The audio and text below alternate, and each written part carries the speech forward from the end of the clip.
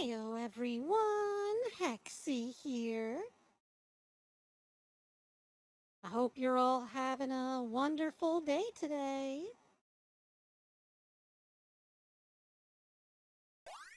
Because, I just want to uplift you all and give you something to smile about, and if I'm not helping you, then I'm failing me.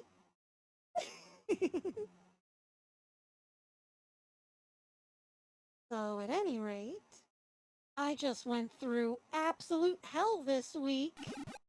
This has been the worst heat wave ever.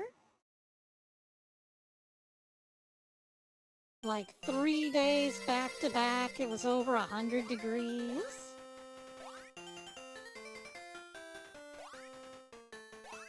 Oh.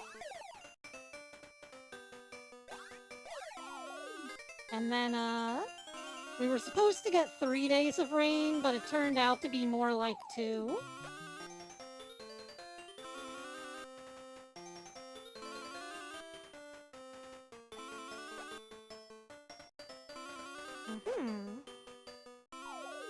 Oh, I can't go in there. Okay.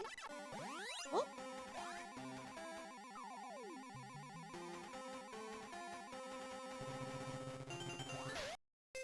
Oh. I can't hit them. Okay. I thought for whatever reason I was supposed to hit these flying guys. I was like, ooh, is that a power-up? Let me jump into it, but... I might just be a little dumb. Flying guys kill you on hit.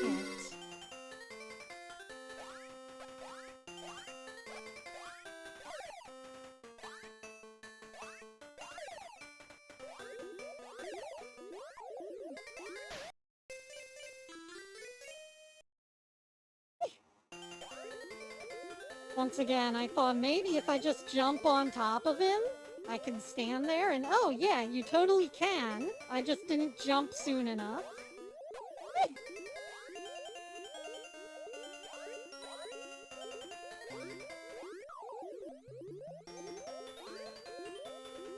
Yeah, the rules of Pac-Land are a little inconsistent.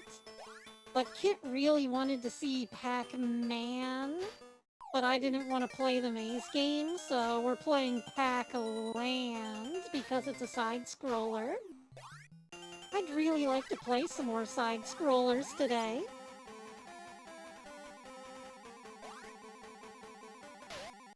Oh.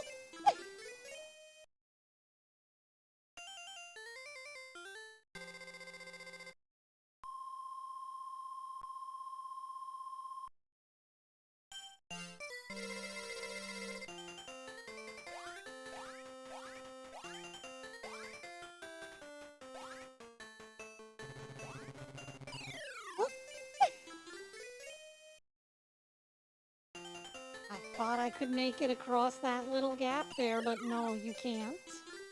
Also, you need to be careful on these platforms because they can force you to run in certain directions. I don't know if you noticed, but the logs there were spinning. Oh.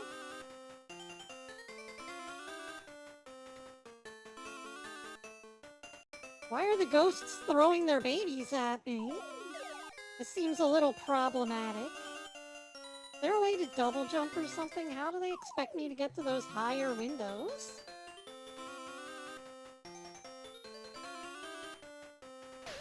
What the? I was not expecting the double-decker bus.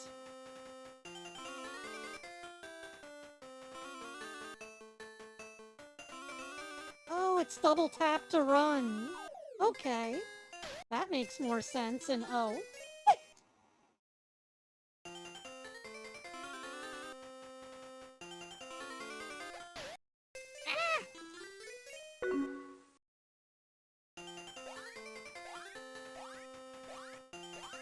Come on, Pac-Man, get up there! Oh, you gotta be running to reach it, but I missed. Damn. And then we've got that one ghost at the back of the level forcing you to move forward.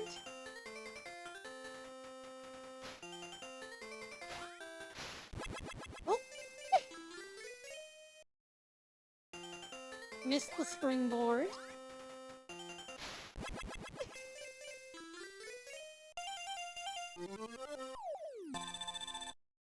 Ah, darn you, springboard. Oh well, let's try trip 1 again now that I know how to jump properly.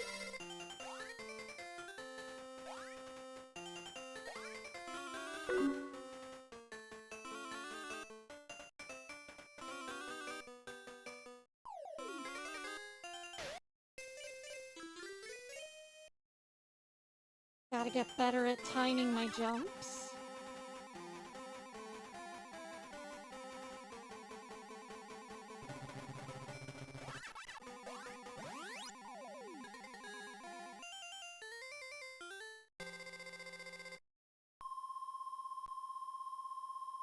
But yeah, so anyways, while I had time off to sweat non-stop because it was ridiculous amounts of heat out o'clock, I had plenty of time to think about my little game design thing and figured that I need to figure out some way to make the maps. And I was thinking that maybe a procedural type of thing would be good, because I want to have a point A and a point B. But I don't exactly want it to feel the same every time. So maybe it would be good to do procedural. I don't know. It might also be better to just have it set in stone so that the players can get familiar with the level. Oh. Oh. Pac-Man's got some momentum to him. You can't just decide to go back, because then he'll drift off the edge and... See here, I'll let go and he slows down. He doesn't exactly stop, he just slows. If you try to do that near a ledge, you're going over the edge. But if you overreact and course correct, then you're going over the edge anyway in the opposite direction. Anyways, hey Masky! How are you doing today? You having a good one?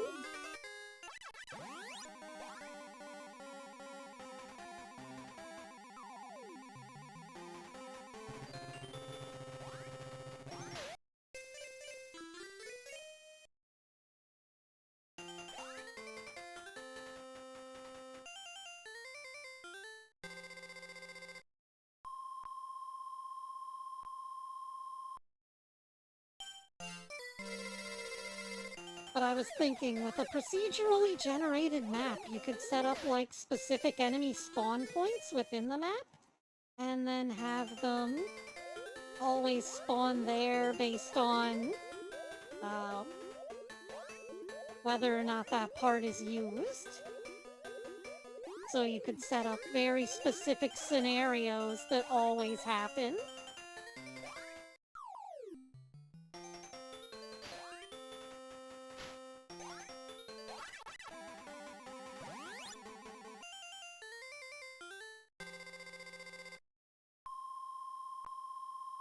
So if I set up like a cliff or a ravine, I could put a very specific number of enemies around it and control the difficulty that way.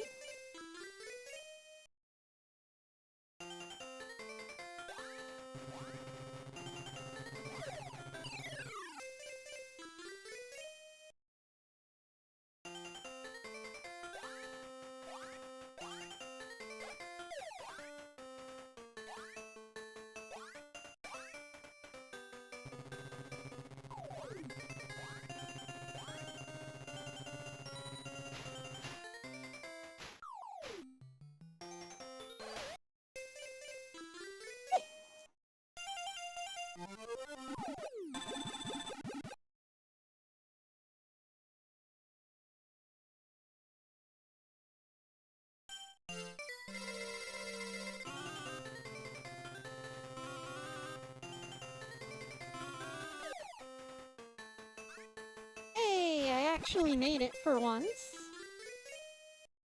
I'm not sure how I'm supposed to get over something like this, though. Is there another button that I can press, or...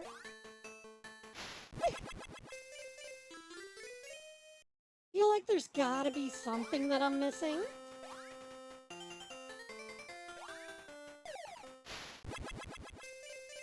Because the angle of these pickups is a lot less steep than my current movement.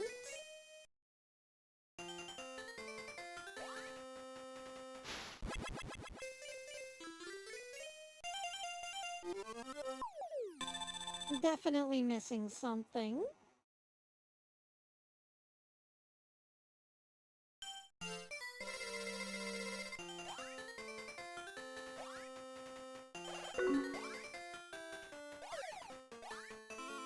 Yeah, it would be nice if I knew how to fly.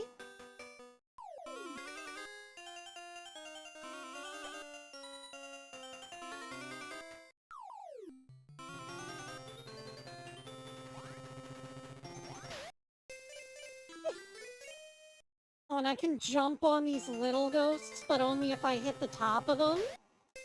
This is some bullshit. Pac-Land, what are you doing to me?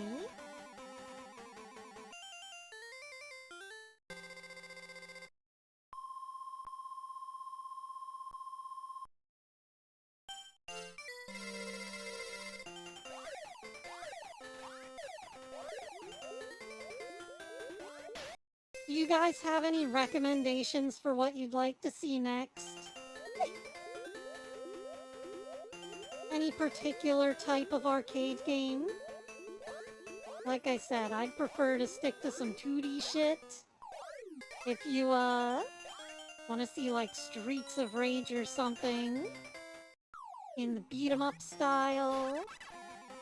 There's this game called Xenophobe that I want to play at some point today. Got a whole alien theme going on.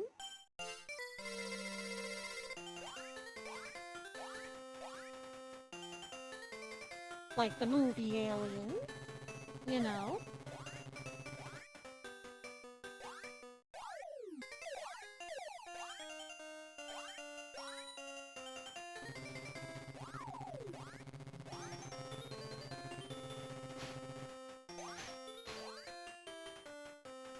What? You stole all of my momentum! Yeah, I just need to jump higher than I think it's possible for Pac-Man to jump.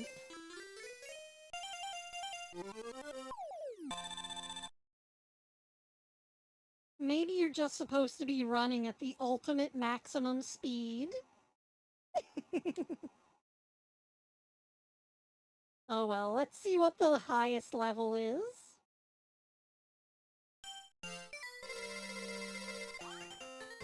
Oh, a giant cactus.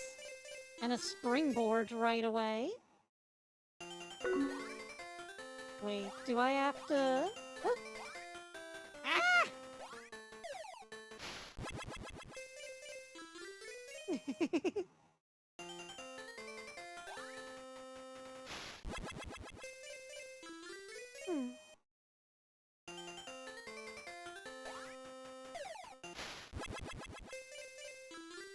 Unfortunately, I'm not looking for new games. I'm looking for old ones.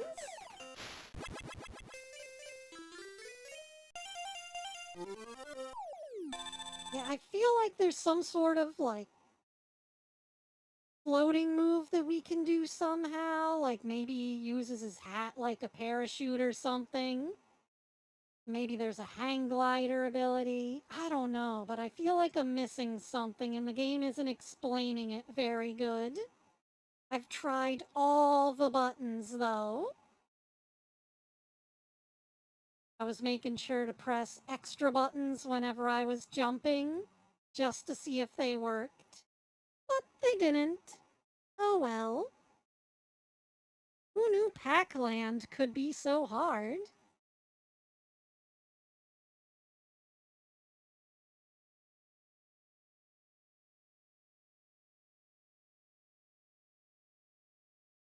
You know, I did want to play some, Metal Slug today, so...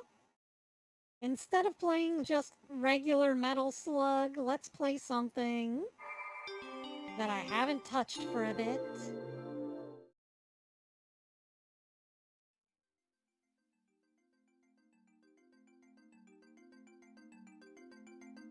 Marine World? You ready to go to Marine World? This is Dolphin Blue, by the way. The great empire of the Iron Standard.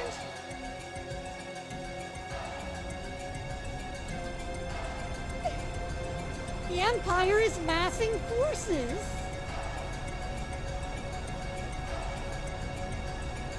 But the Empire's operation has already begun. Ooh, the evil Empire. Why don't these things ever have, like, a good, benevolent empire?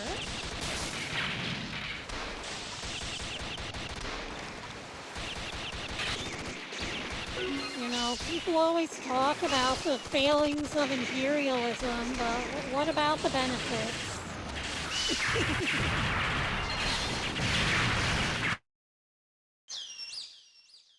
Anyways, it's by Sammy. We've got an evil bad lady!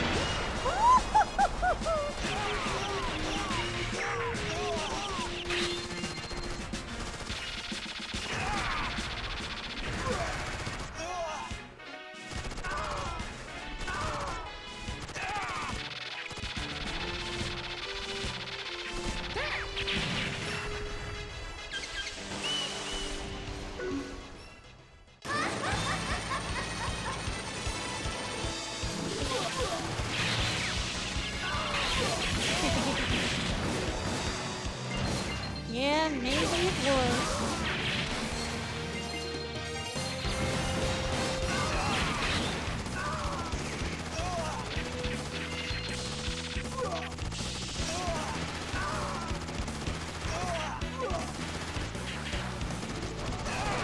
I can't reach the melt gun.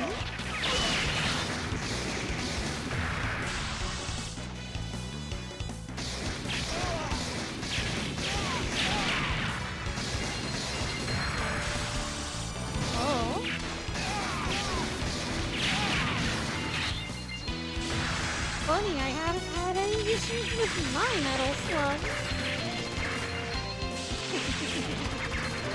Granted, I'm playing like Metal Slug 6, Metal Slug 3D, stuff like that.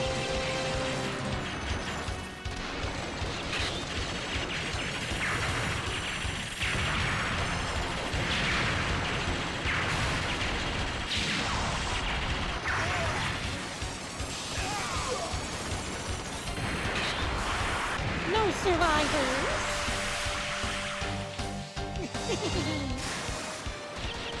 You know what they say, dead men tell no tales.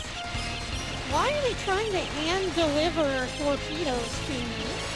Seems like a really bad idea. Can't you just, I don't know, fire them?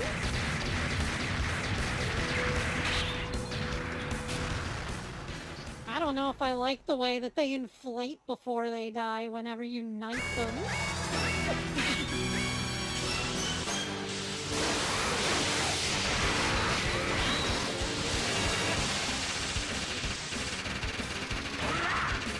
Here's our first real boss. Unfortunately for him, he's just kind of sticking out the top of his ship here.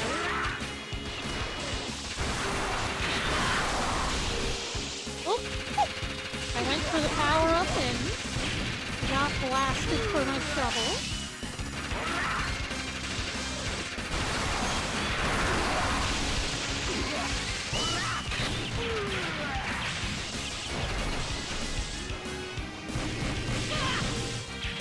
Oh! I thought he was dead.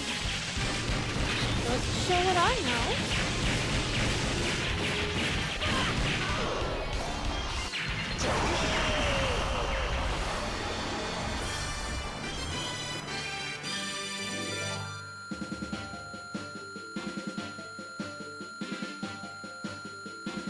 But yeah, for a game like the one that I'm thinking for the little tiny robots trying to fight back against a big uncaring world, going to, gonna require a whole lot of consideration to the balancing. Can't balance like it's a PvP game. Gotta balance for PvE. Which is a whole different can of worms as to whether or not you're making a game too easy or not. Make it too easy and sure you'll have a passable market, but you won't have a whole lot of serious players. Make it too hard and new players won't be able to get into your game.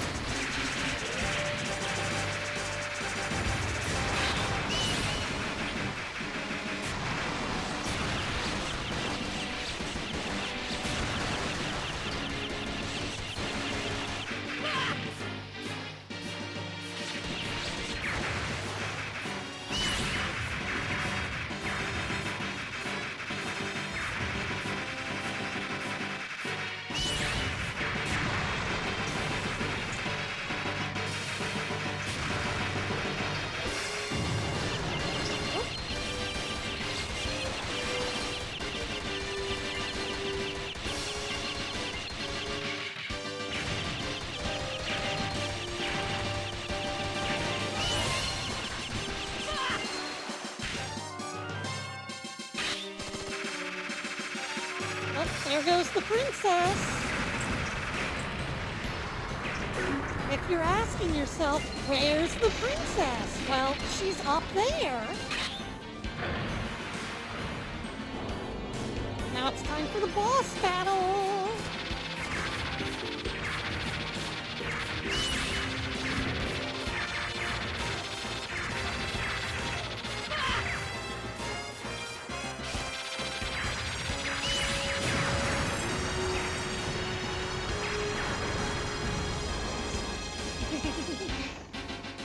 Souls games aren't that hard. Just a matter of having patience and looking for openings.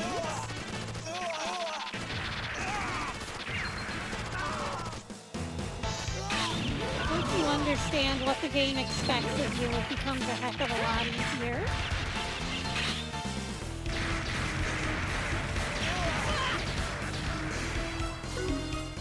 Hey, Small Dino, welcome! How are you doing?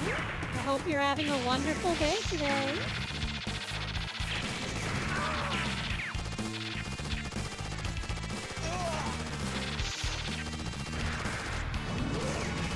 That's good.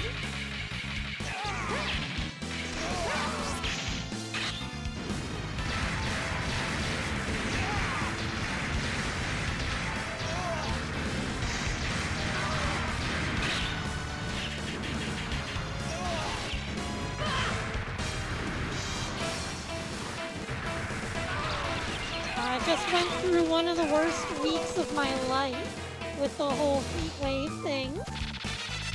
It was 3 days of over 100-degree temperatures. It really fucking sucked.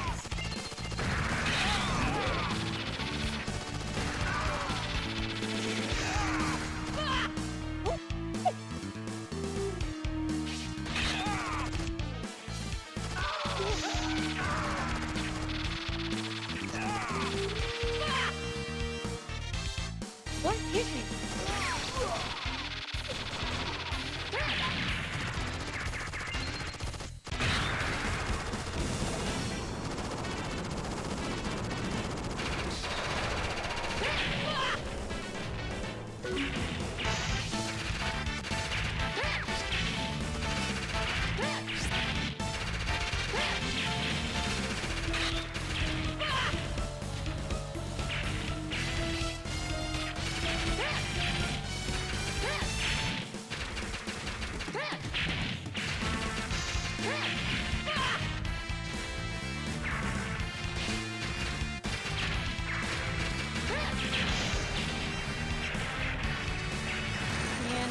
Thankfully get a very short reprieve. from the heat before it gets hot again. Thankfully, it should only go up into the 80s this time.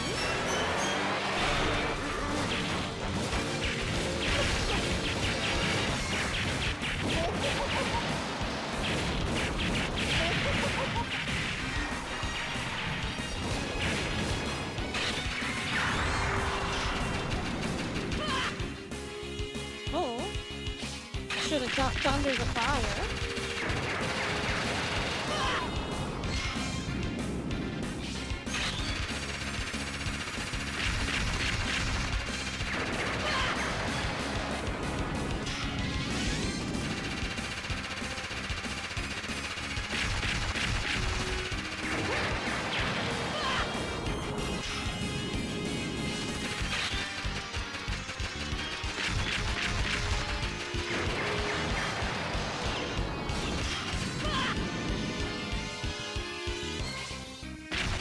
Very busy boss fight.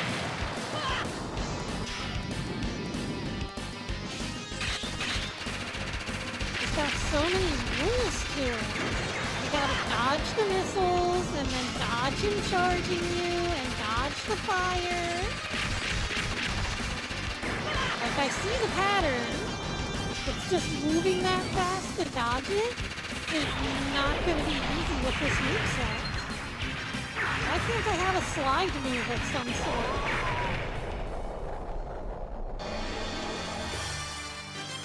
I feel like I definitely need to be able to slide quickly if I'm going to dodge all those projectiles.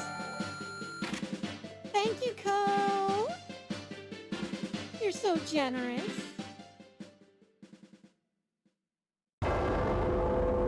Oh!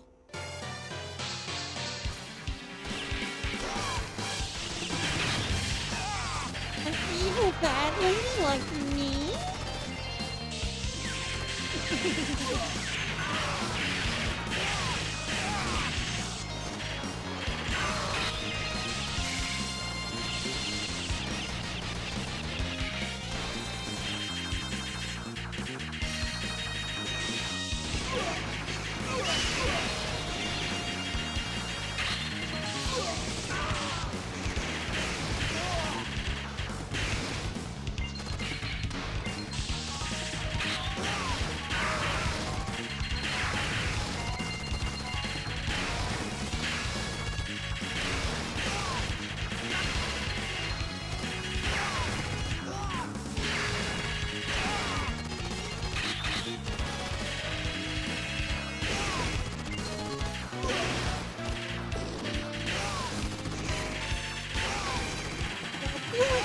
Just kind of fly at you really fast in this game, and your character's move speed is abysmally slow.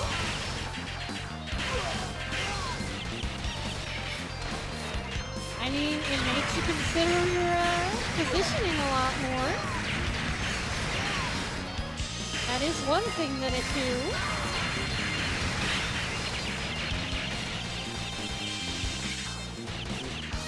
Sorry, I've been watching Doom Builder videos on how to make maps for Doom, and they've had me considering all this balancing type stuff, level design.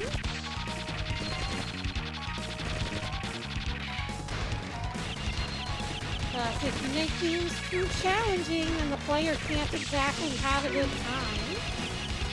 But if you don't make them challenging enough, then the player will also get bored because you're not giving them anything to do. You're just throwing busy work at them.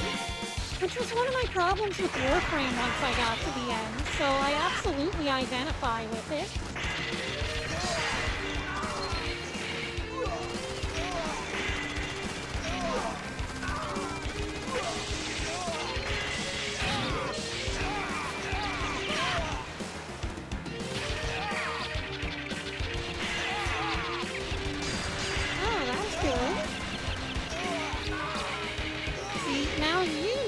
About Redneck Rampage.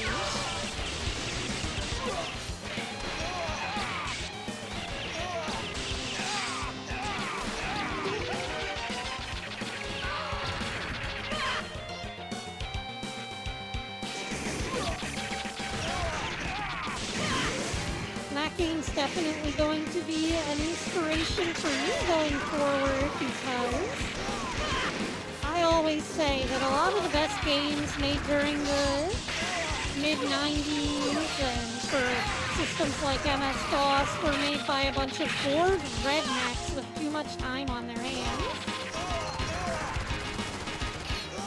They made all sorts of like super violent games like Wolfenstein and Doom. And there's also like over-the-top super bloody fighting games just that only exist in MS-DOS, and it's because of these bored rednecks who should have known better, but, you know, they let their creativity fly.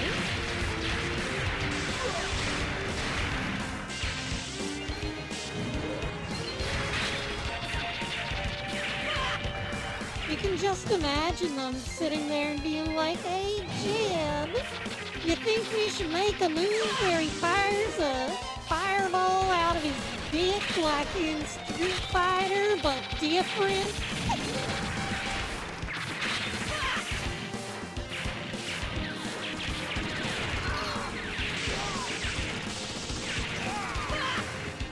Totally something that happened, by the way. I think the Angry Video Game Nerd covered that game.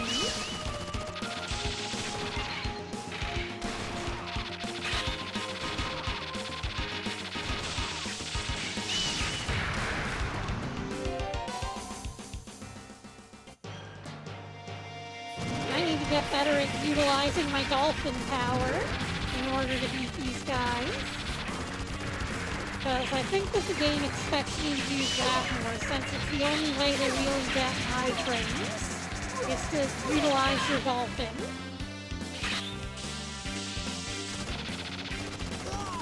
And the game is called Dolphin Blue after all.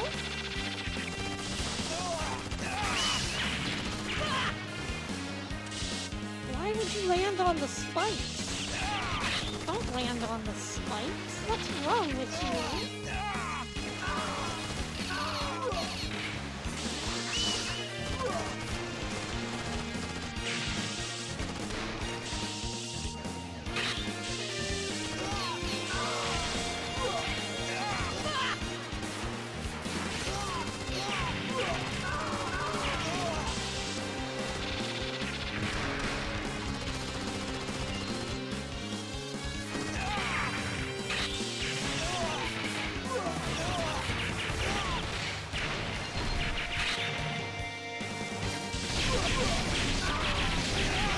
You get to destroy the building? For an old arcade game, that's pretty great.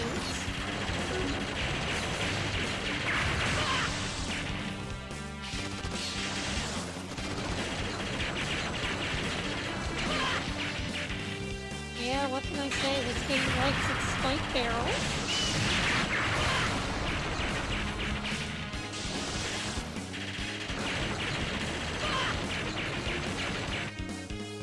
It likes to split your attention. Hey, look up at these enemies, but also here's some spike barrels from below. I don't know how they expect you to keep up with both of them, but it's whatever. We'll just get through by putting in more quarters. Actually, it's on free play, so not even that. We're gonna press start over and over again. Oh man, it's a train. Can't wait to fight the train.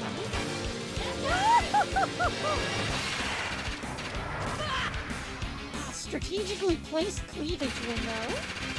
The ultimate distraction.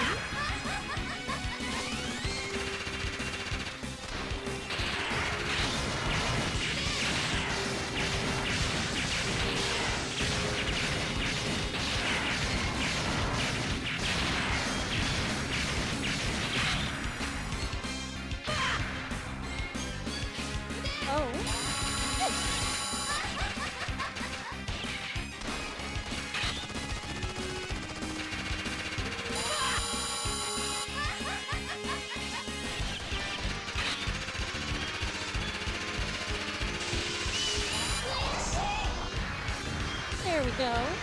Dolphin power! shit, they're coming back for a second try. They are persistent, I'll give them that.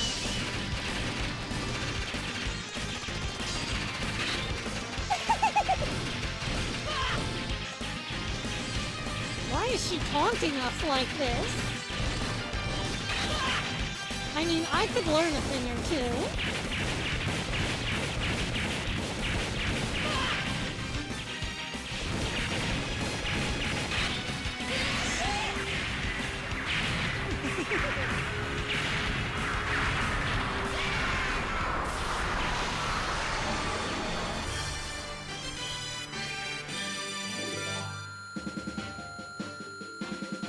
Well, I think it's time to commission a bunch of stuff of the evil bad lady from this game. I would steal her outfit, but other VTubers have gotten in more trouble for wearing stuff like that, so probably not.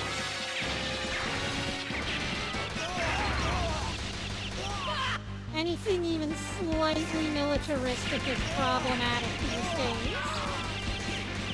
So, if you're gonna go for something war-themed, I guess you have to be a freedom fighter or else.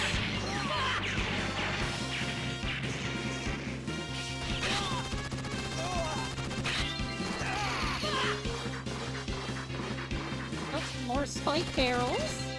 Because of course.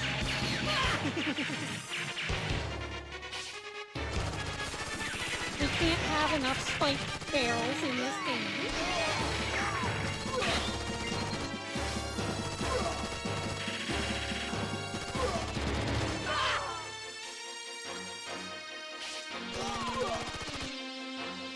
Damn, we knifed each other to death at the exact same time.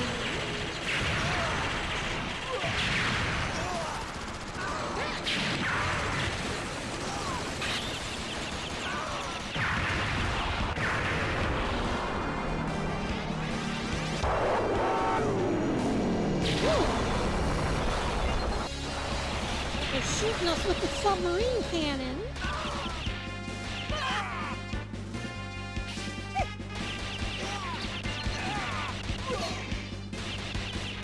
I gotta get out of here. I feel like some of these jumps are just a little too high. There's no way to jump higher, huh?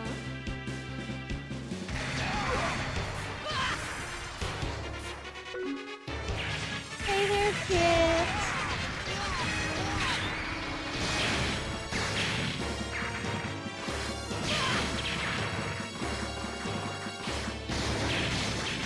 How are you doing? I hope you're having a wonderful day today.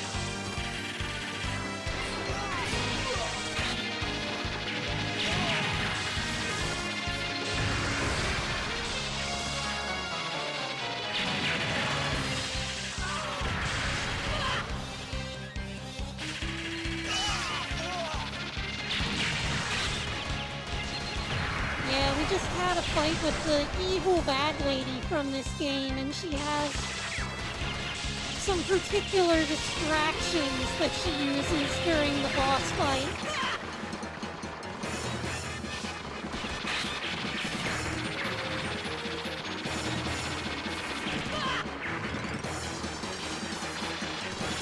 Unfortunately, her outfit is a little bit too militaristic, and we already know what happened with Centrea, so I can't steal it.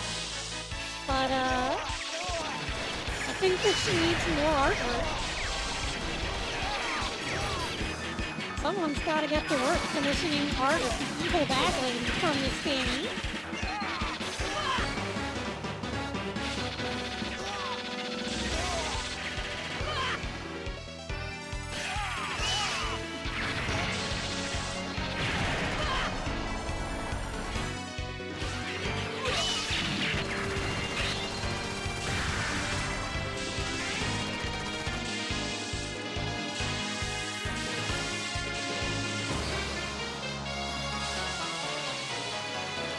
Okay, what sort of boss do we have to fight now? Oh, it's an underwater level or section. Underwater boss? We got the floating indestructible barrels.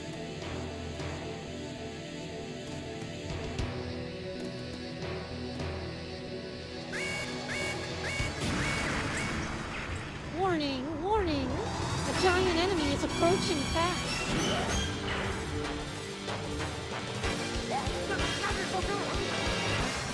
How is he talking underwater? I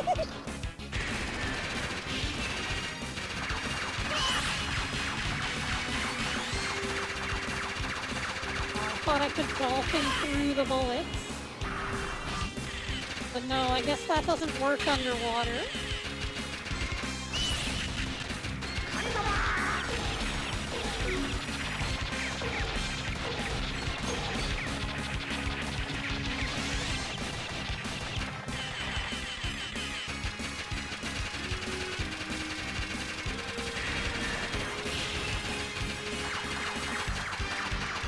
Just gonna have to be careful and wait it out. And play it like it's a bullet hell.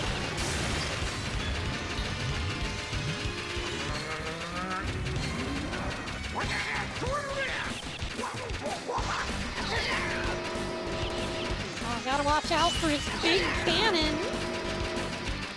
That's how you know he's compensating for something.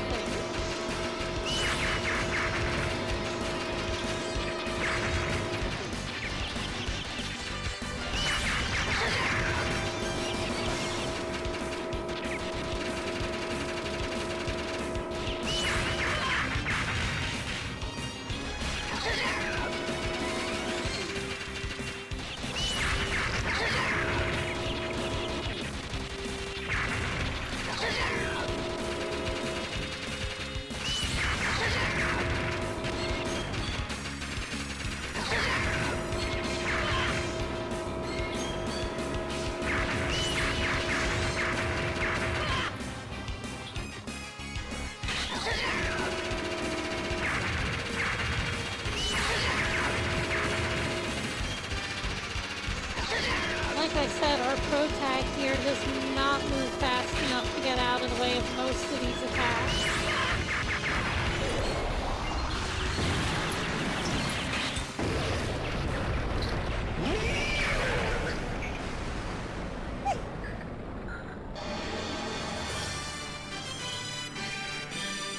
Anyways, kid, we already played Pac-Land.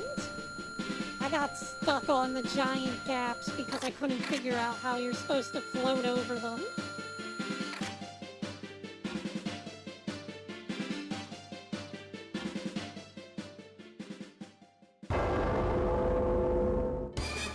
Ooh, final log already. We're at the end of the game.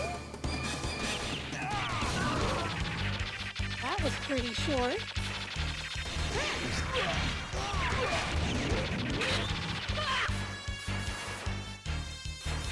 I'm here for it, though. Can't complain too much about a game having too little whenever it's an arcade game. They're only meant to last about a half hour.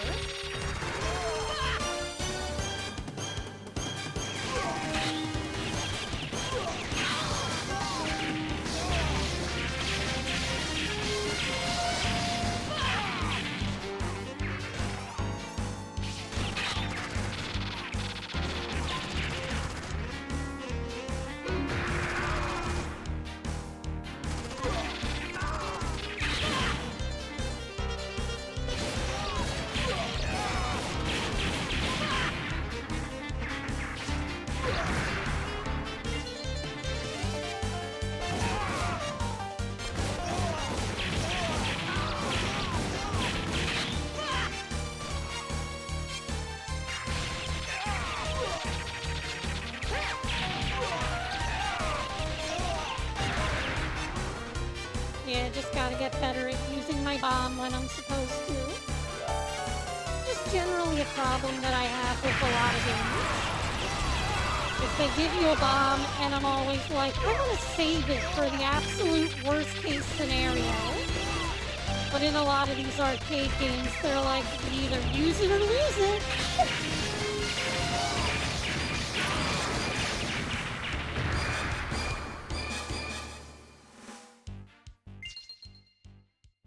Oh, okay. I can lower the game's volume, not to worry. Let me just go into advanced audio properties.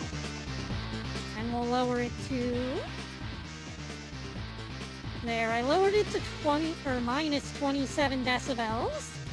How's that?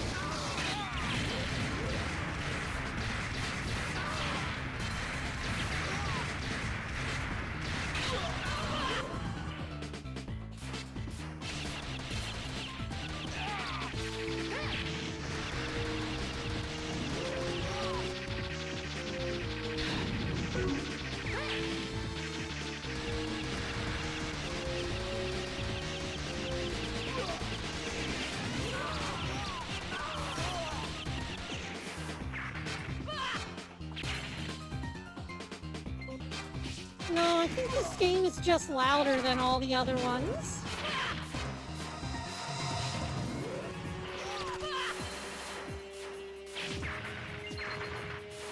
Okay, fine. I'm suddenly not allowed to touch the cannons. I get it.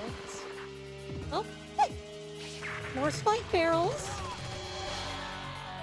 I don't know. I think this game might have an unhealthy obsession with spike barrels. You know what we need? More spike barrels.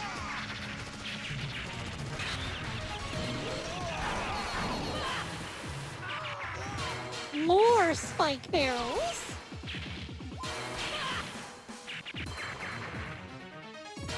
You know what, Face Babies? We need to install more spike barrels in the evil lair.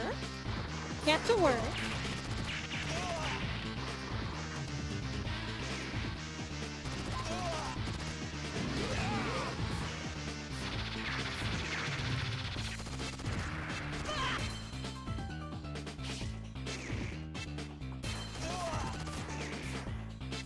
Is the game still too loud?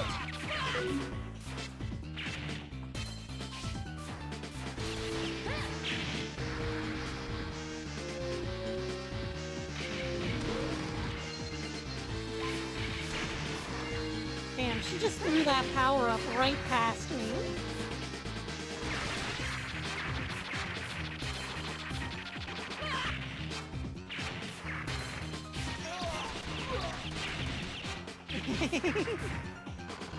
Bubble barrels? Well, that just sounds like a whole barrel of flaps.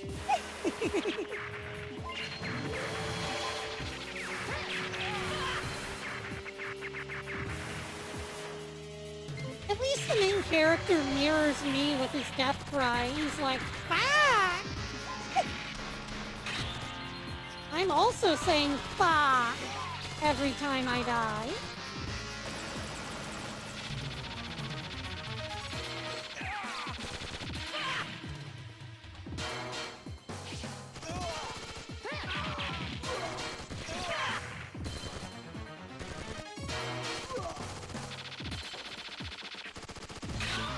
Man, there's really no room to hide under this guy.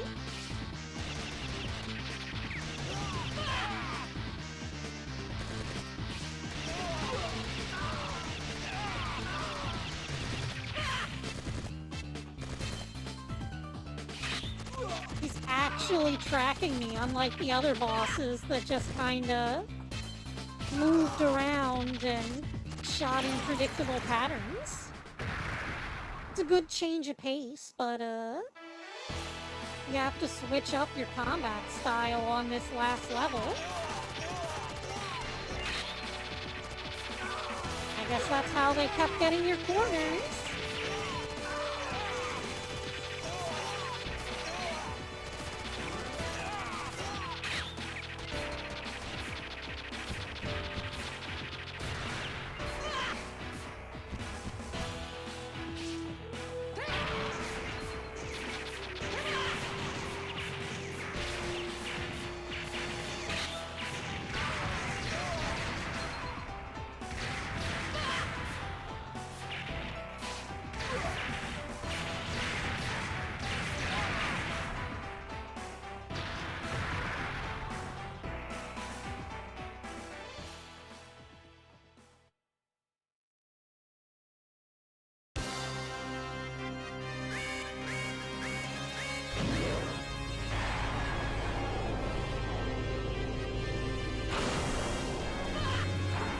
mean, I can turn my own volume up if I'm too quiet. The volume levels are looking the same as usual, though. I would be concerned about blowing out my audio if I turn it up too much. But it's okay, because I decided to watch John Ramiro play through myhouse.wad, and he also had the same issue of making himself sound tinny whenever he was doing his live stream. And I have no clue how to fix that, but apparently he does.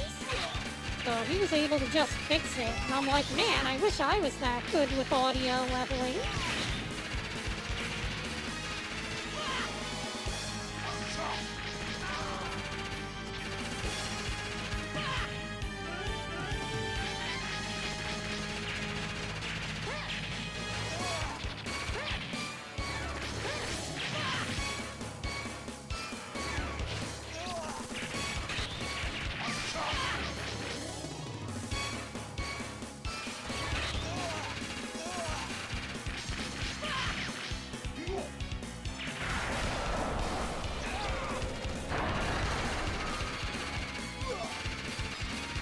Oh no, he's got a spike crusher under his podium.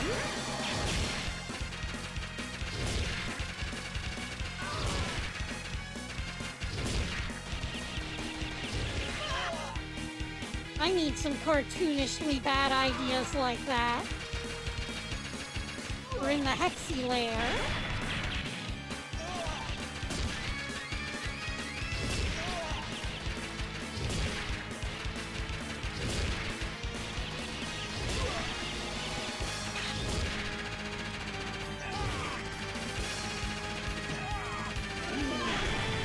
Yeah, the first phase was really bad. This one's a lot more manageable.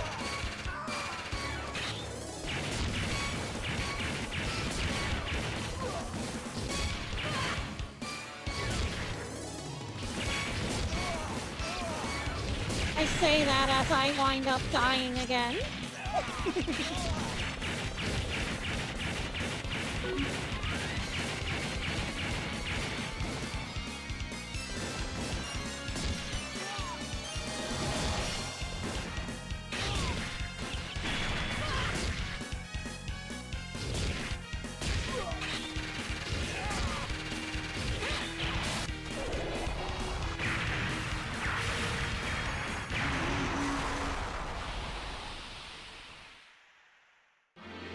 I think we just need some bosom bombs.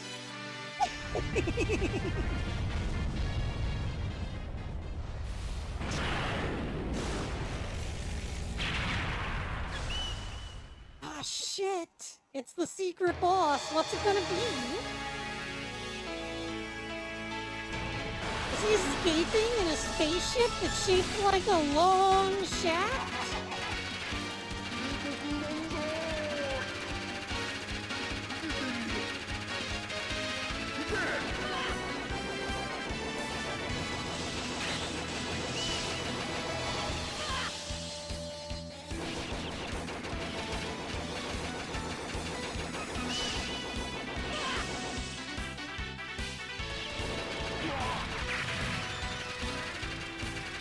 Miku?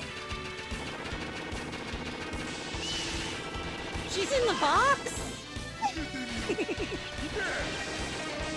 Blue hair, blue tie, she's living in our Wi-Fi. I'm thinking Miku, Miu.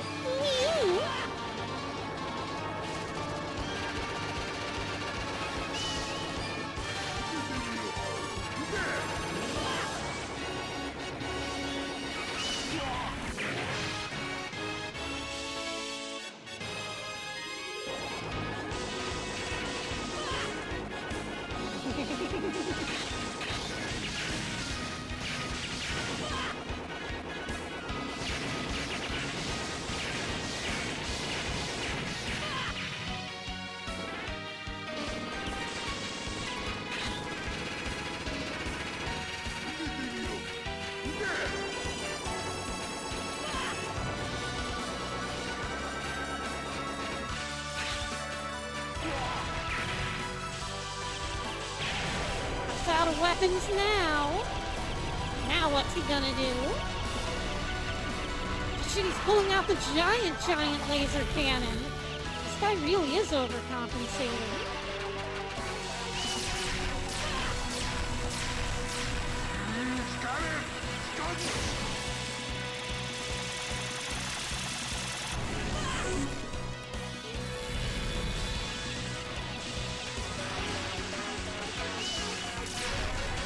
Yeah, it seems like he's got a really fragile ego about something.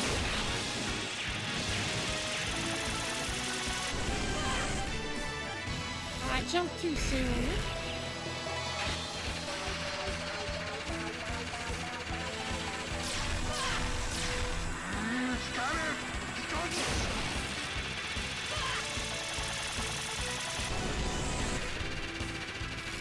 Yeah, standing in the middle of his blast probably wasn't that smart. I just kinda want to beat him at this point.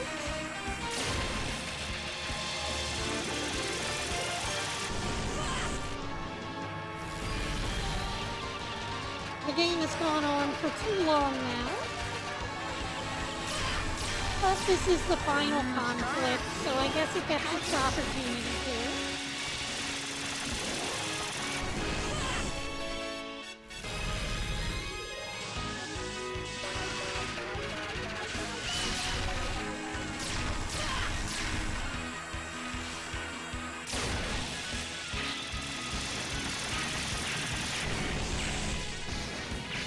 There we go, I finally got the timing right on jumping over the energy blasts.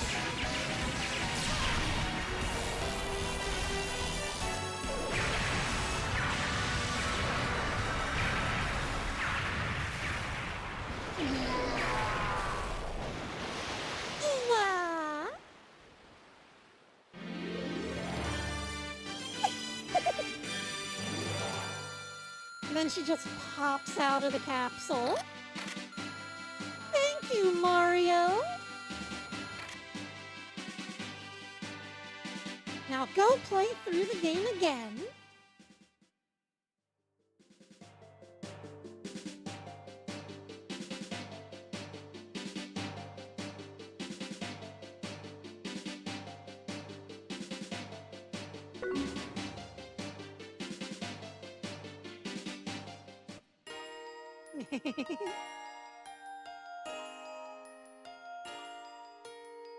The Imperial Navy's plan to invade the kingdom began... Look! The Imperial Navy was forced to retreat from the entire territory of the kingdom.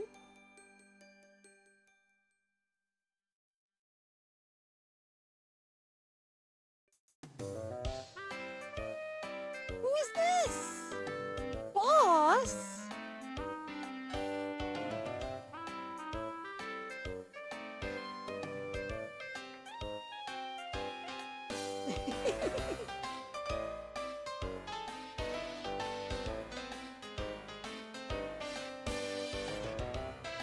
Yeah, that's not how things go.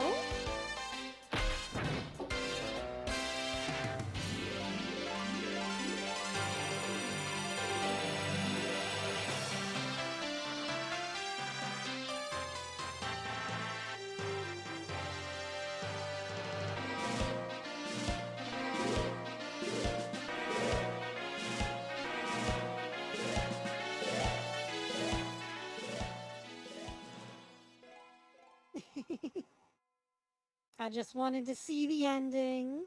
Now we've beaten all of Dolphin Blue. Hope you guys had fun with that one. I know I did.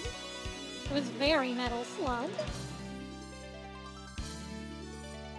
Anyways, let's go ahead and play Xenophobe now. Oh.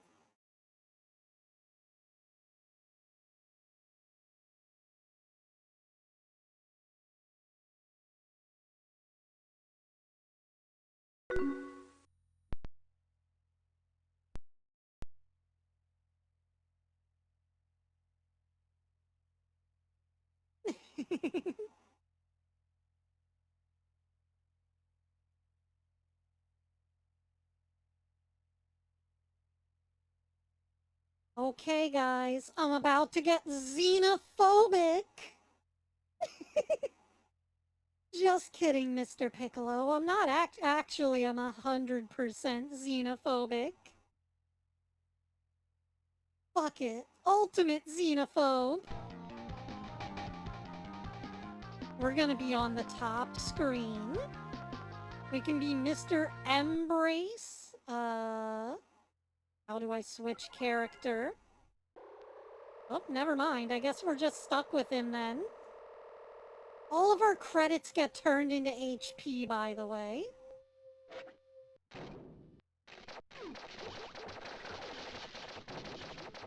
And yeah, we need to clear out all of the aliens before the timer runs out and the space station self-destructs.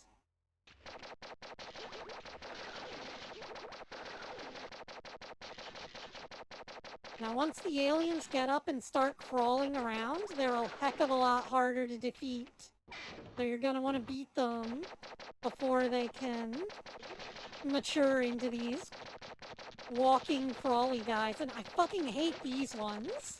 They just cling to you.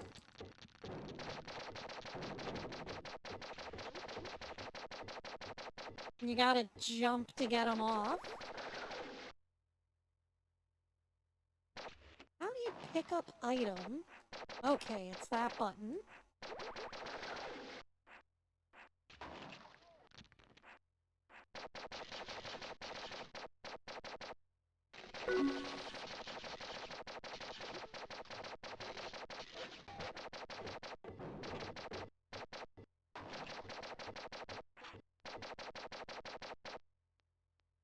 Get off me!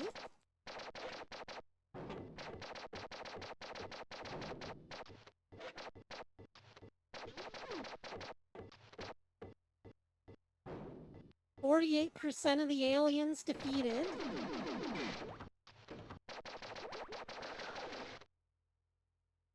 And 46%. Okay, so it's counting down. Also, see self-destruct in 1 minute. So we gotta kill everything before that happens.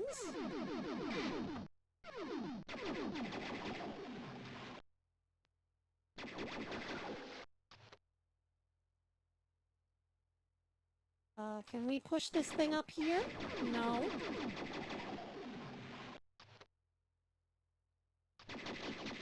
We definitely just have to kill all the enemies.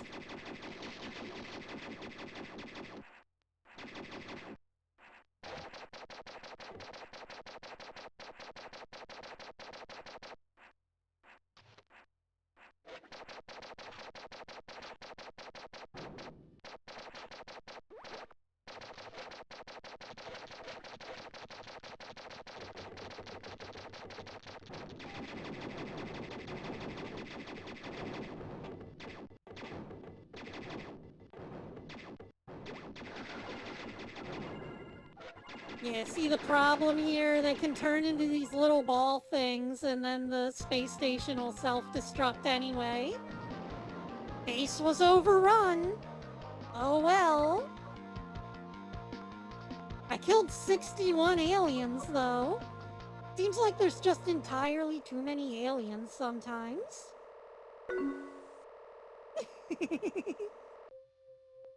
Maybe a little?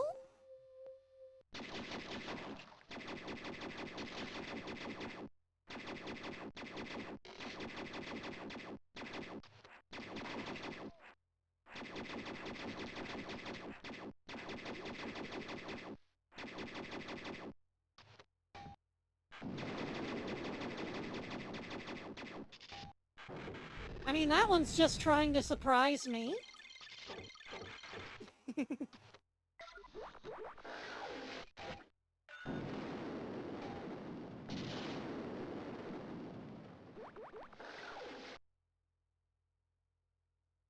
Pocket knife?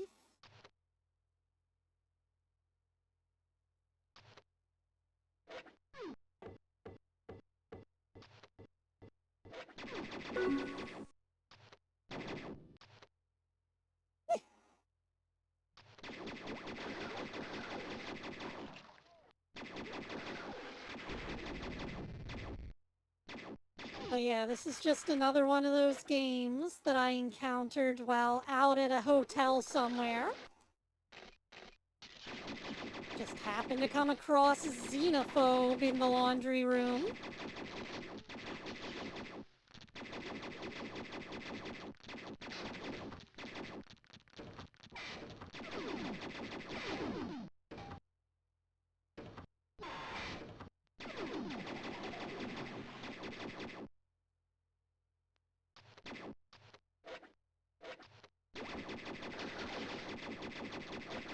And then I pick up a rope.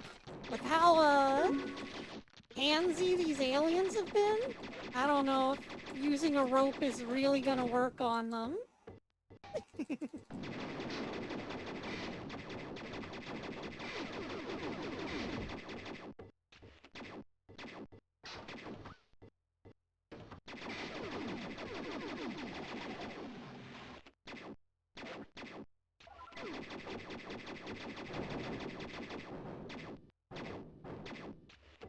Oh, I managed to prolong the, self-destruct time.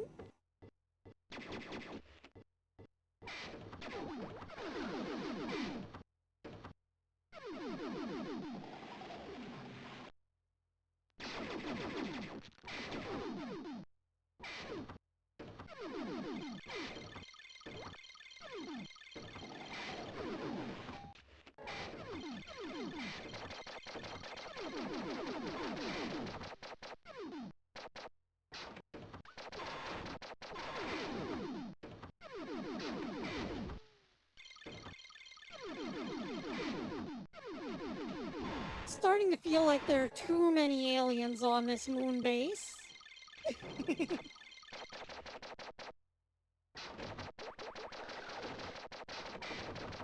What are these giant bones?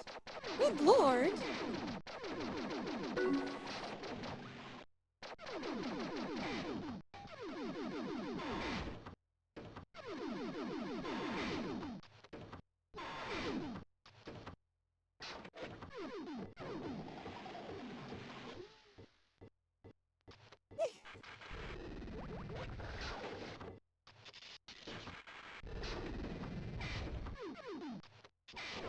Man, I sure wish I could get over there to actually get things.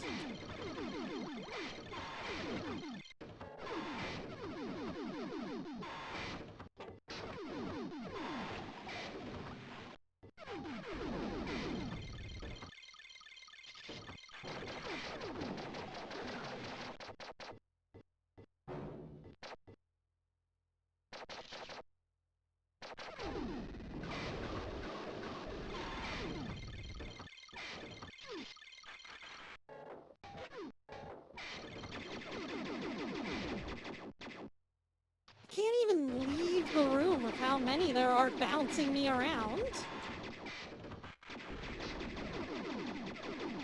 Quit bouncing me, aliens. I'm filing a sexual harassment lawsuit.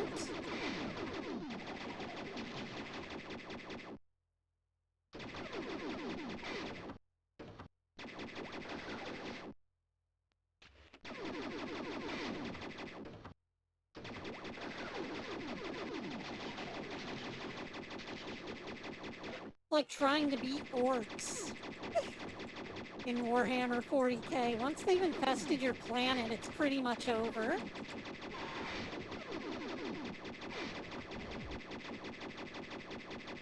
Granted, sometimes with this game, I feel like the best option is just to, survive as long as possible.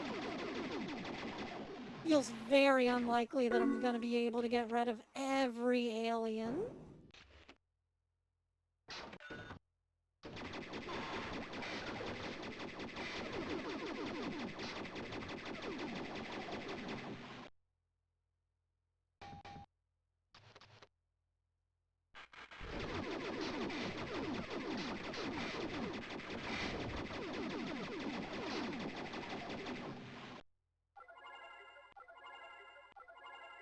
Hmm? Oh, it's self-destructing. And we're out of there. Bye, Moon! Yeah, sorry, the Xenos are winning, but I killed nearly 90 of them.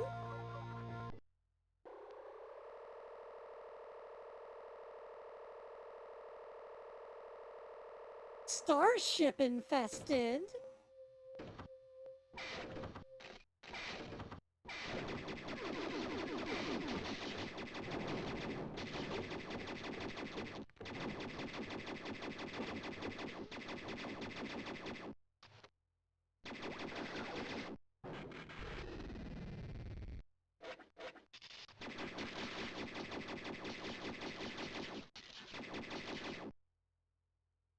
Seems like earlier on, they're in a lot of their egg pods.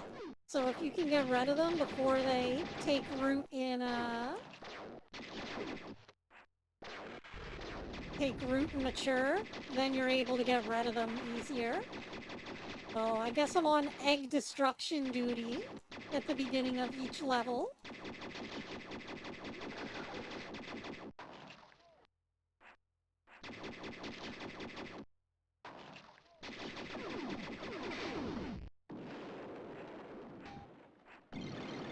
Where'd my gun go?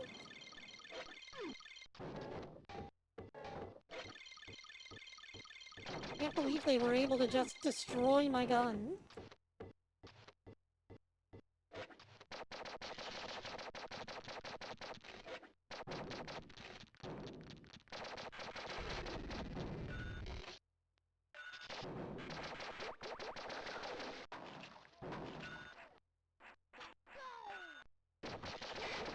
Oh! Just fell into the room below.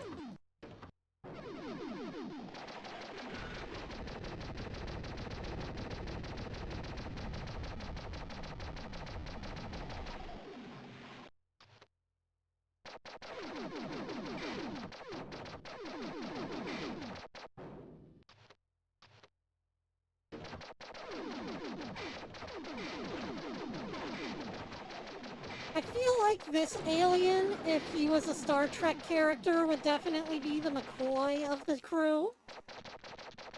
Just always, he's dead, Jim. Something about the eyebrows just gives me that impression.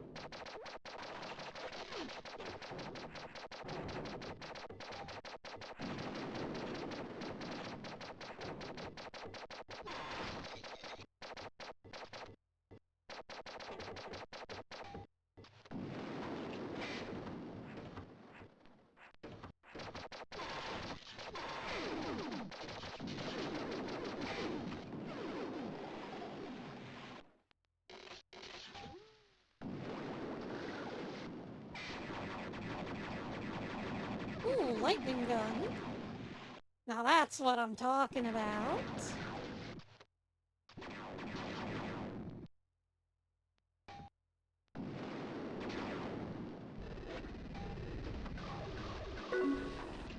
Oh.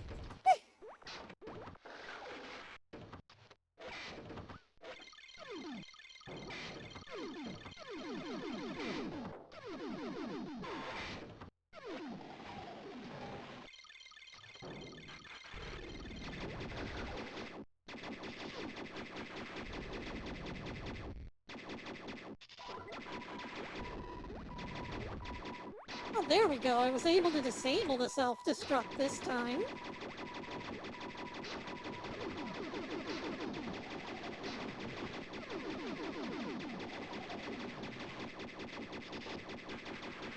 Oh, and then it comes back with more time.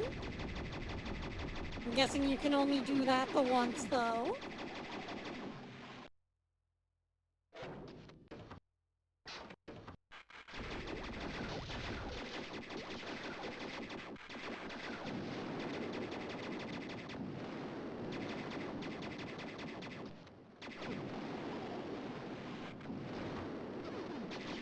Thanks, grenade machine. I needed that extra help.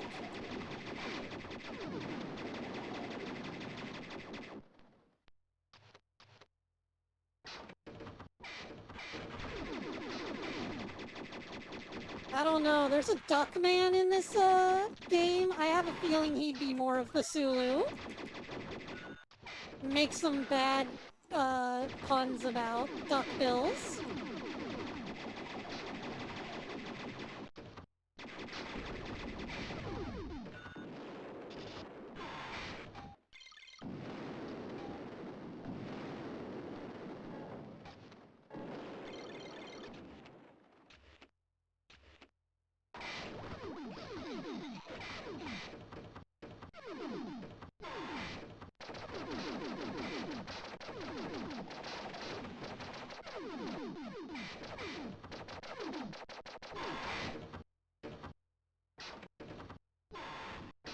Nope, I don't think I will insert another coin game. I think that's enough of Xenophobe for today. What did you think, guys? Was that a neat little game or what?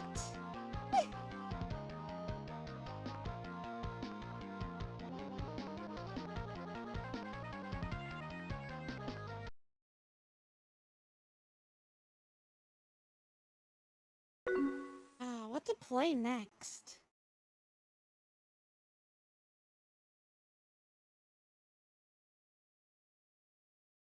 Something side-scrollery?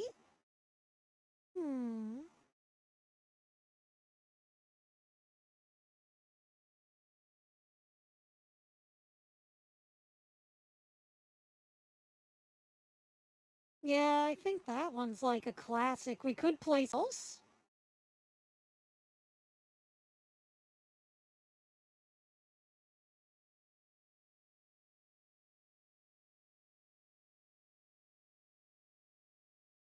Here, let me just check the settings before we get started.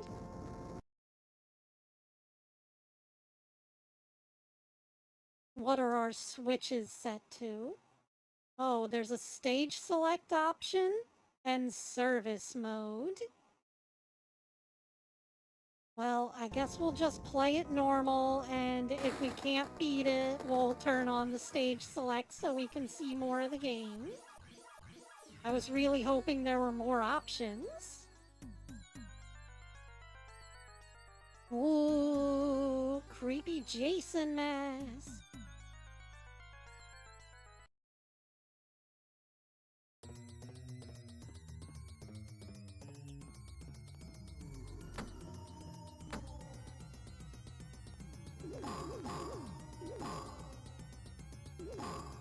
Yeah, this is the main appeal of the game. You could get weapons and cut enemies in half. And it's a lot more violent than a lot of the other shit that you would see at the time.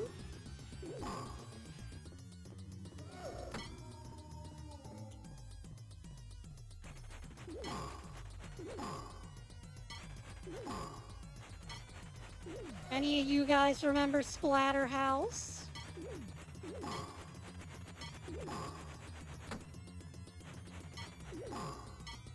I'm sure if you've ever been to an arcade, they had to have had this one.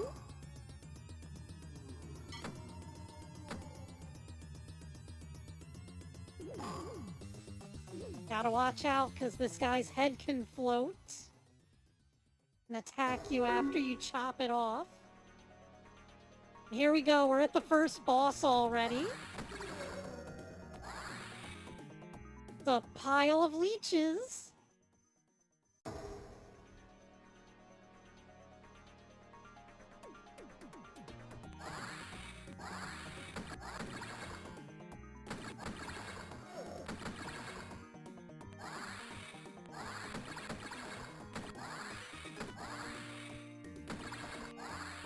See, they fly at you from a bunch of different angles, but pretty much if you stay in the center, you're good. They very rarely hit there. And then this guy explodes and another leech comes out.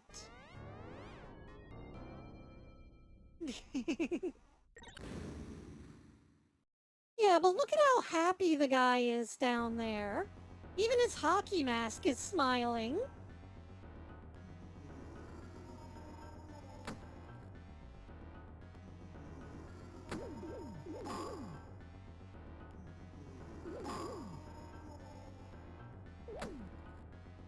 Oh, throwable wrench.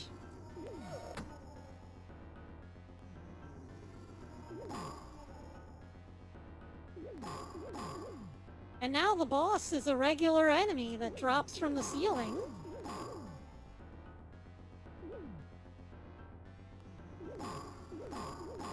Don't you just love when video games do that?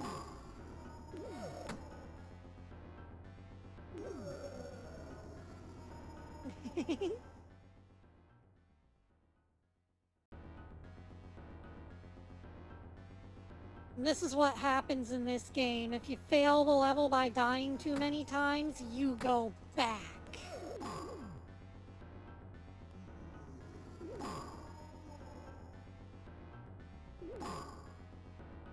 I was gonna say, is there any way for me to jump over this guy to avoid his head? But I guess not. Now my weapons are all behind the smog that forces you to run forward. Basically the same as that one ghost in Pac-Land that was forcing you to move forward.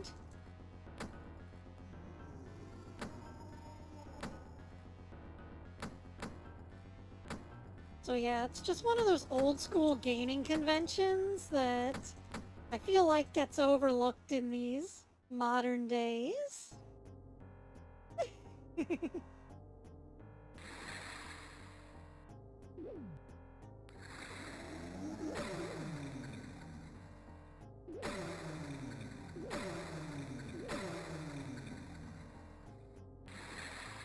Gotta watch out for the sea mines in the sewers.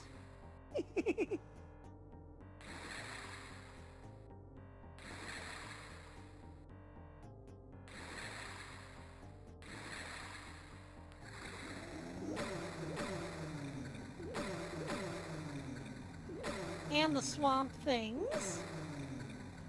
Very common knowledge. There's always a swamp thing in your sewer.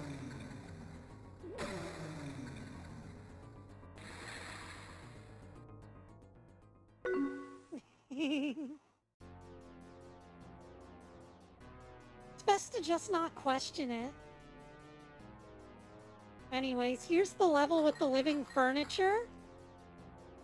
It's very annoying.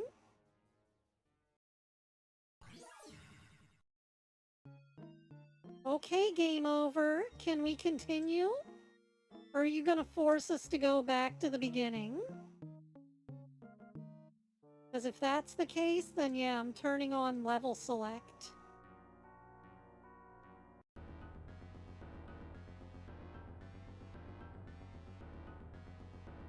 Oh, fuck off, game.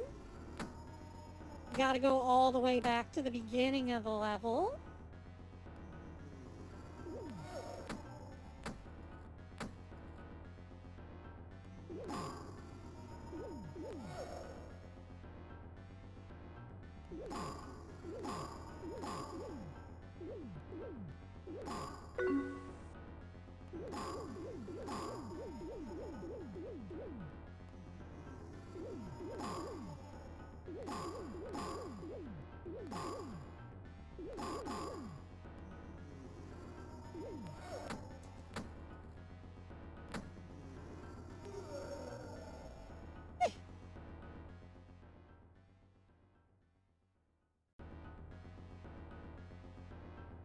No, he has a different name in this game. But yeah, he basically is just the archetype.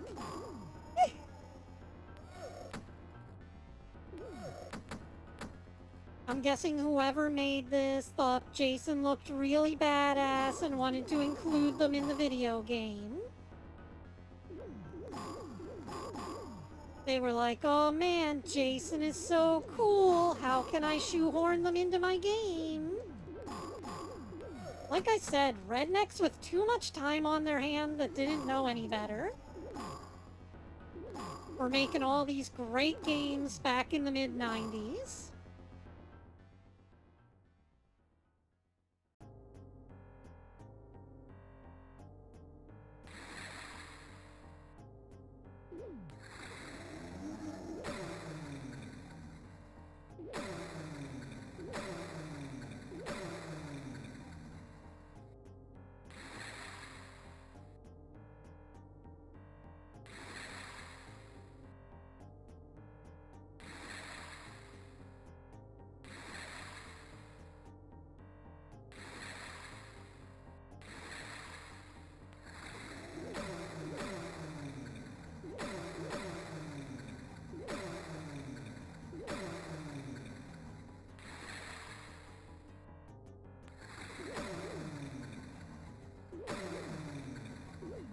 I'm trying to think of any other good examples that I can think of.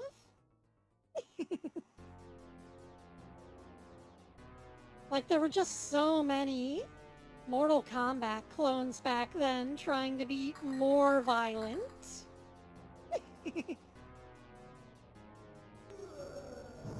Oh.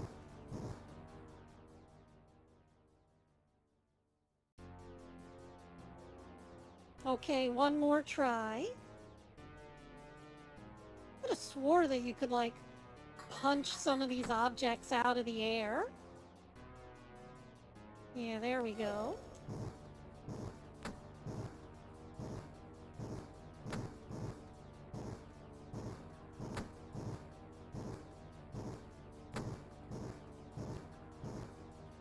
It's a little bit hard to figure out what angle they're gonna come at you from, though.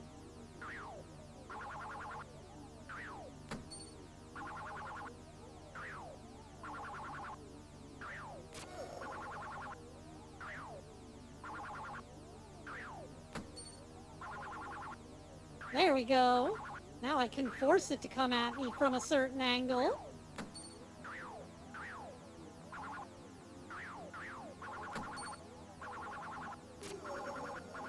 Ah, damn.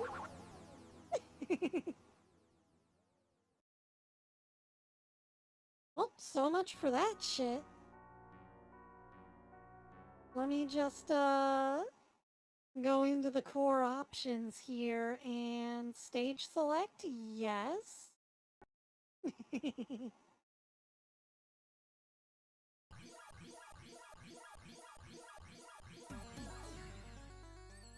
Stage 1, Stage 2, Stage 3. Is that a gun?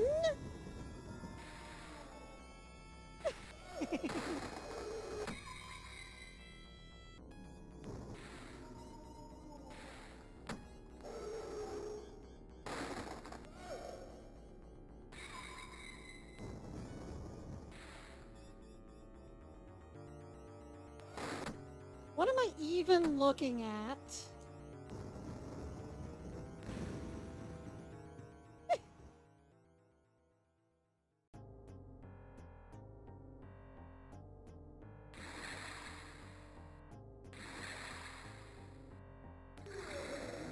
Oh.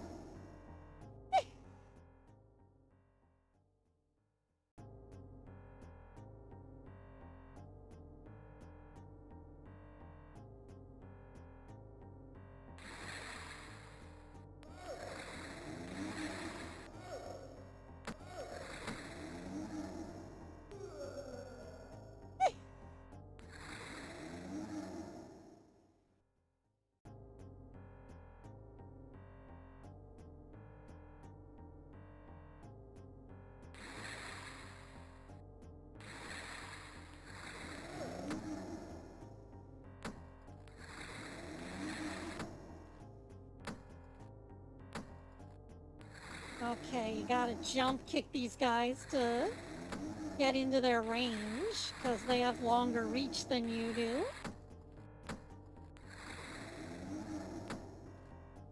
I assume the game thinks I would have a weapon here. But the only thing they've given me so far is a shotgun. And that just puts us on the other side of the bridge.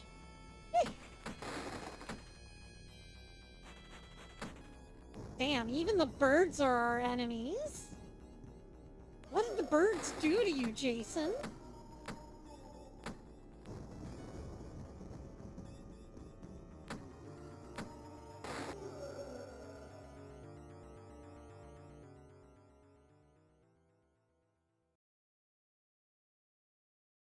Well, I think I'm gonna show you the rest of the levels now, and then we will, move on to something else. Because there's 7 levels in the game. That one was number 3 or number 4? Let's go with number 4 then.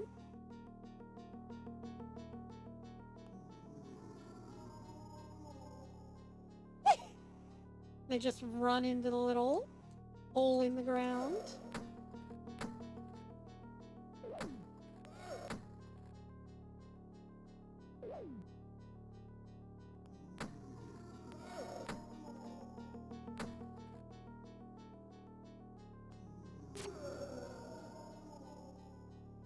The kneecapper!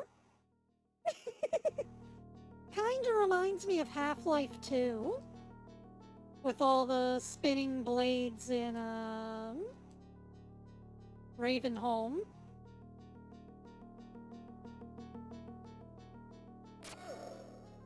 Gotta play a very dangerous game of jump rope here.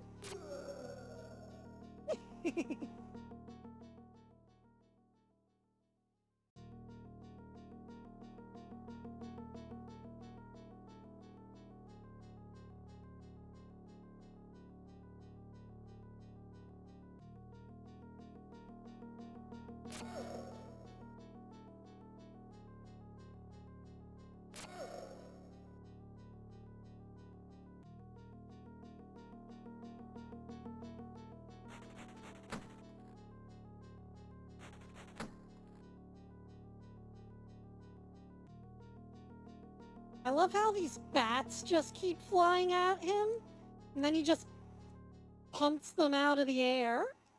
Like, poof! Quite frankly, if a bat was actually attacking you, is probably how that would go. But I don't know. Oh, it's the mirror match. Wait, what is that sliding move? Can I do that? Oh well. Level 5. Oh, the library.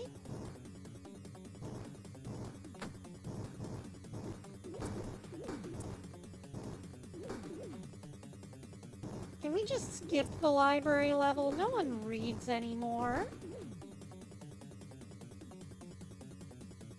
Can we have an iPad level instead?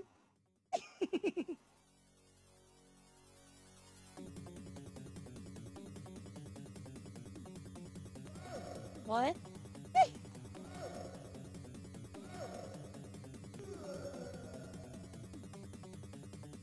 Okay, well that was weird.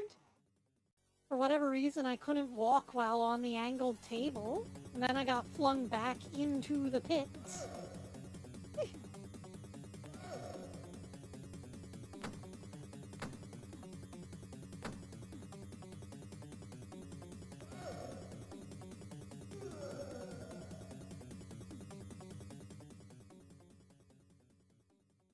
Yeah, no, I don't have time for these jumping puzzles.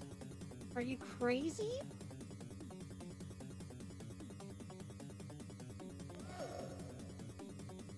Oh, that's how it happened. The angled tables move you back. Or in the direction that they're angled, rather. But that's annoying. That's like an ice level with the moving floors.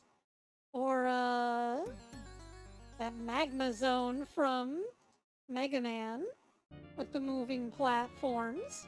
I don't think anyone likes those. So, you know, if you put them in your game, you're just actively putting in things that people hate. Why would you do that?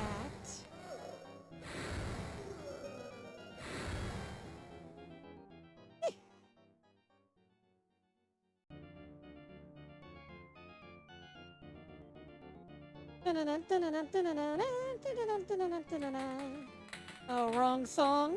Sounded too similar.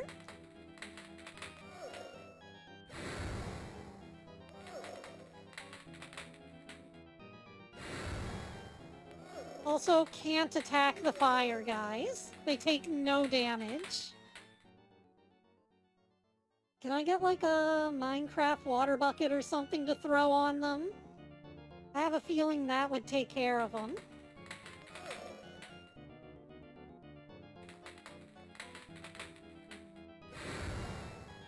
But yeah, basically all the obstacles are invincible for this level, and it's just an exercise in dodging. I hope you like that.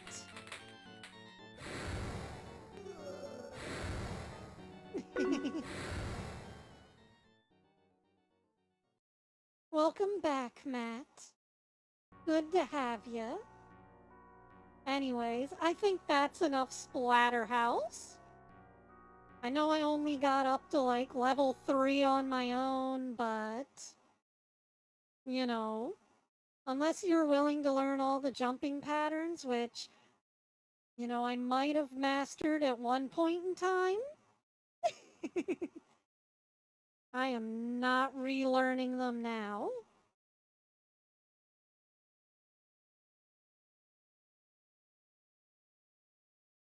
Let's see, what else have we got? I think I know one. If I can remember what it's called.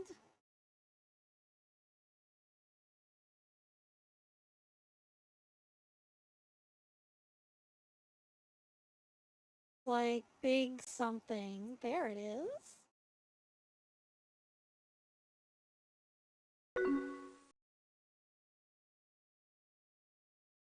Hey Julie, welcome back.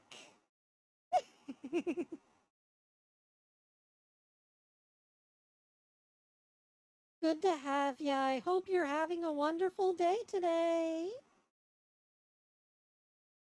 This is Big Karnak.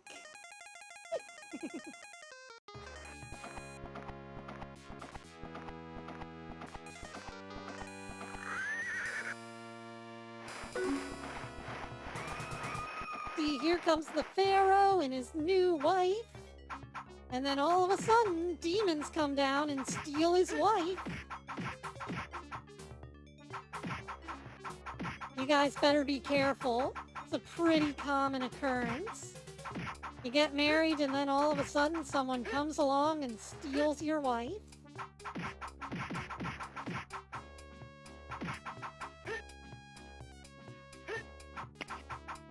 I wouldn't know though because I'm usually the one doing the stealing.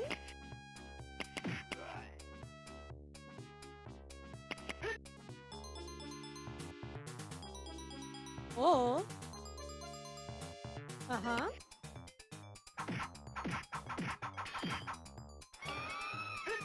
Ooh, new sword. Sword 2.0 acquired.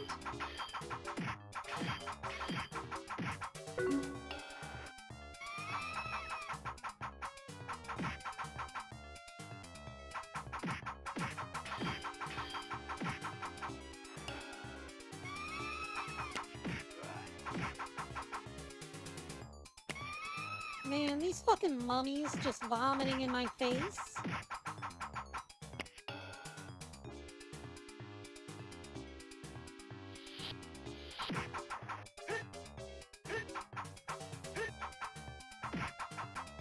I guess I'm not allowed to have those power-ups because I didn't take the high road.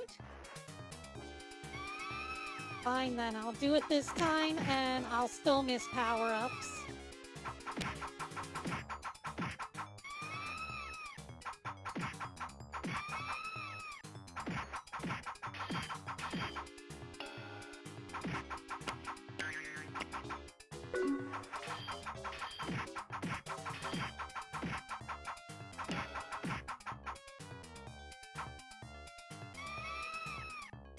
Gotta watch out for those spike pits.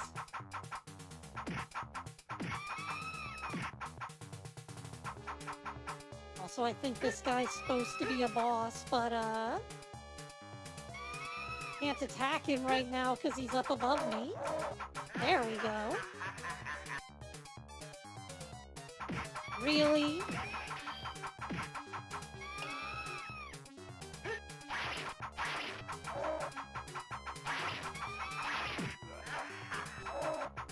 I'm gonna stab you in the shins, buddy.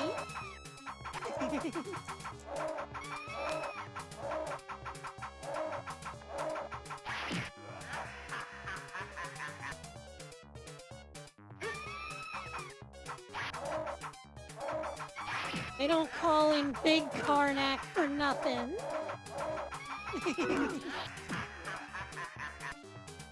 Ow. Why can you just do that?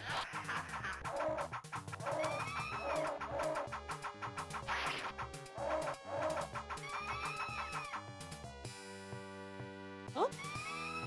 I got whatever that is. I like whatever motion he's doing. He's just doing like the peace sign, but like up. Maybe he's got his eyes on the power-up? I don't know. Wait, what happened to my sword? Why do I have to punch and kick things now? Is this the Pharaoh's martial arts, arc? And then Big Karnak went on a martial arts excursion to learn the ancient arts of, like, Taekwondo fuckery.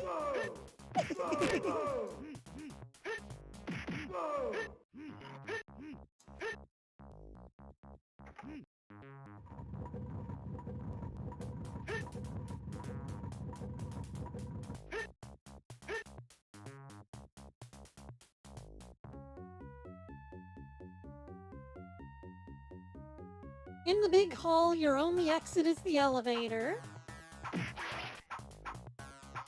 Oh, you really did learn some secret arts. Now he's firing these energy discs.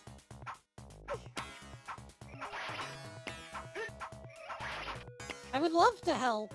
How? Oh, okay, there we go.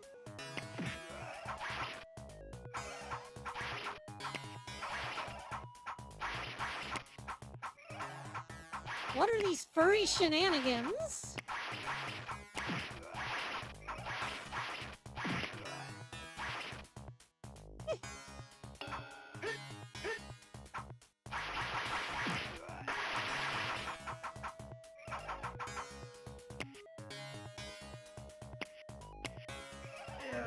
Oh, you have to control the elevator.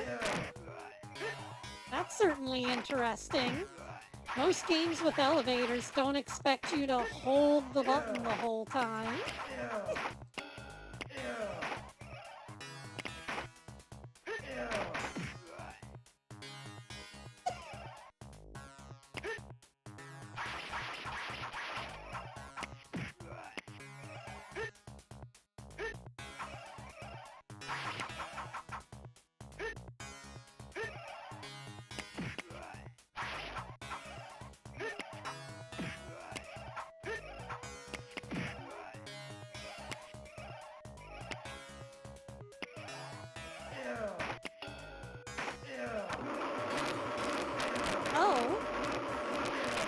Maybe I was gonna have to save the monster and get a kiss from this one too. I can't believe they fooled me like that.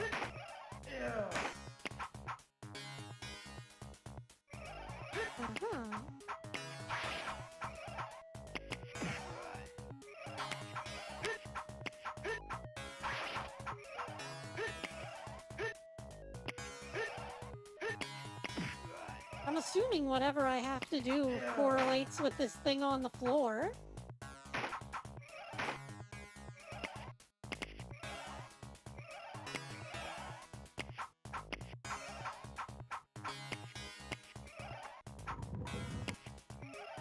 There we go.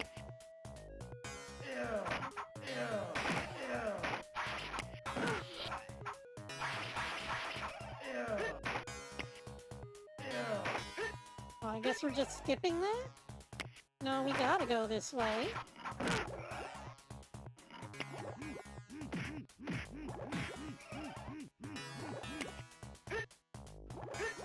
Honestly, the wand was kind of annoying.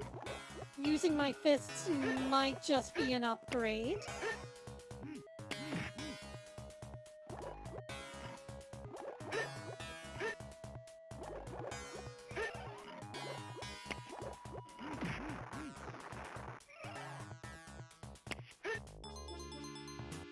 Whoa! Intermission!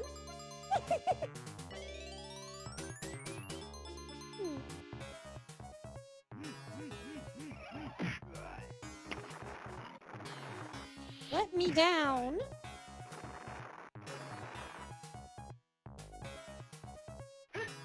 Okay, fine, don't let me down! Whatever!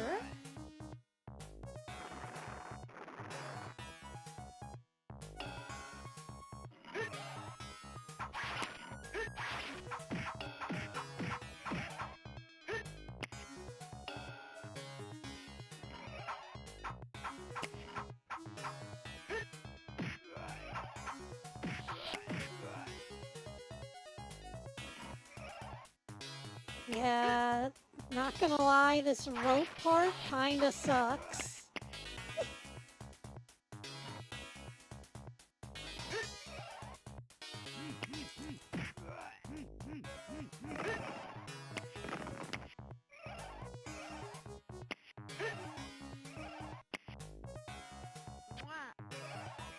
Calic?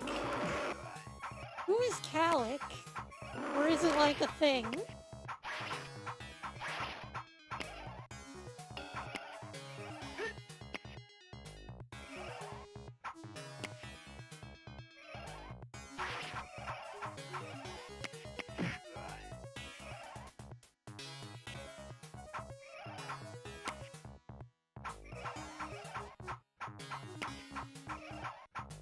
Well, it looks like this guy can appear in 2 places, so if I stay here, he's just gonna keep coming up over here, huh?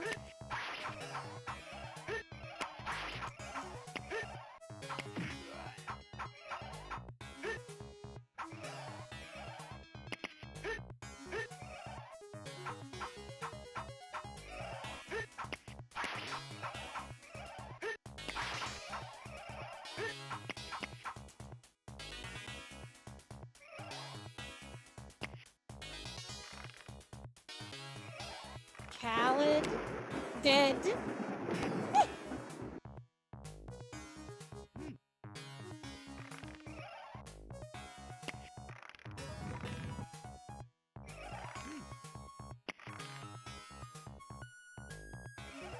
Galiko? I'm guessing they made the game?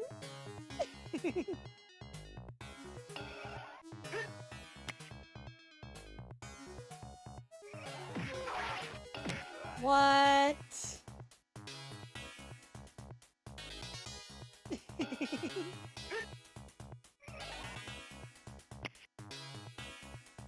You know, sometimes you just repress certain parts of video games because they're so bullshit.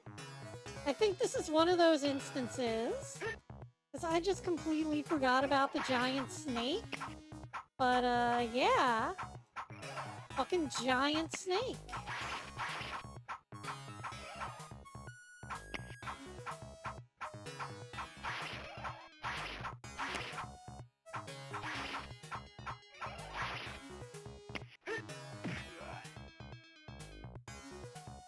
And I'm not allowed to jump to the floor. Am I really expected to kill the giant snake?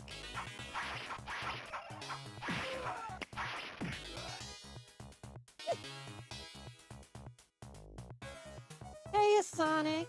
Welcome. How are you?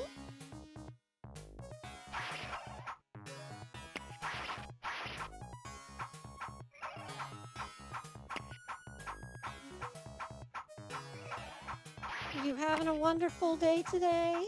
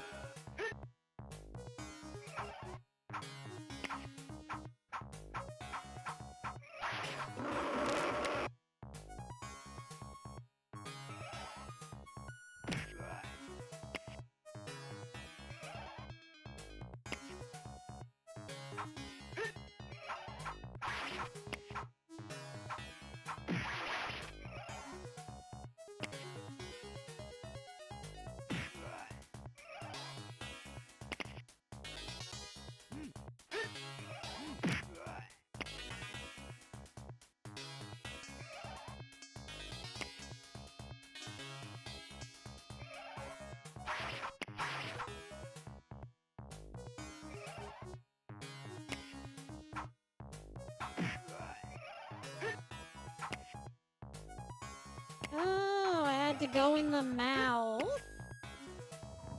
But why, though?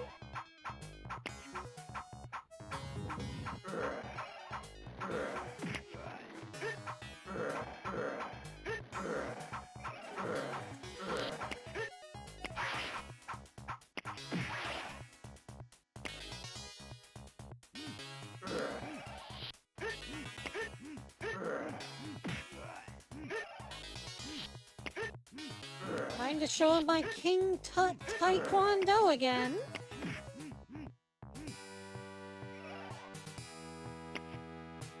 And there he goes with the finger thing. I'm watching you, power up. Well, it's a boomerang. Because apparently people just thought these were really cool back then. They were like, oh man, boomerangs? You throw them and they come back? Now that's some hard shit.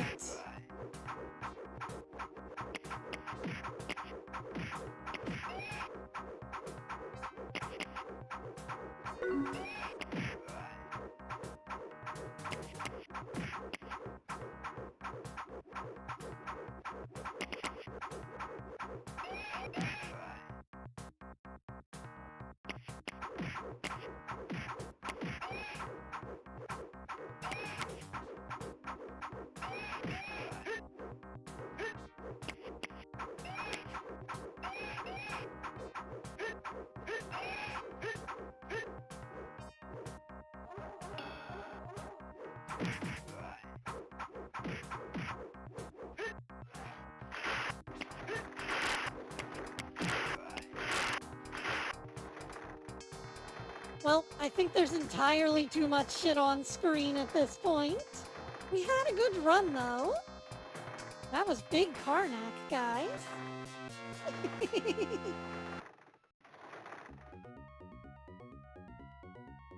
Ooh.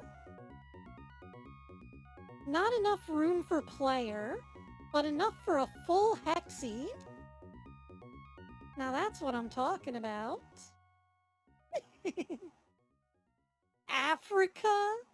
Africa played this game?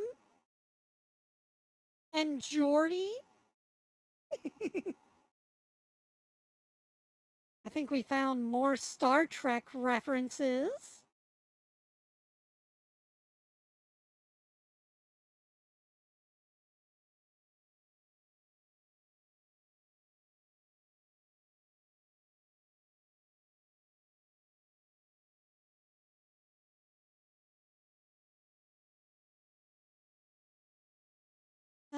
Let's see. What else can we play?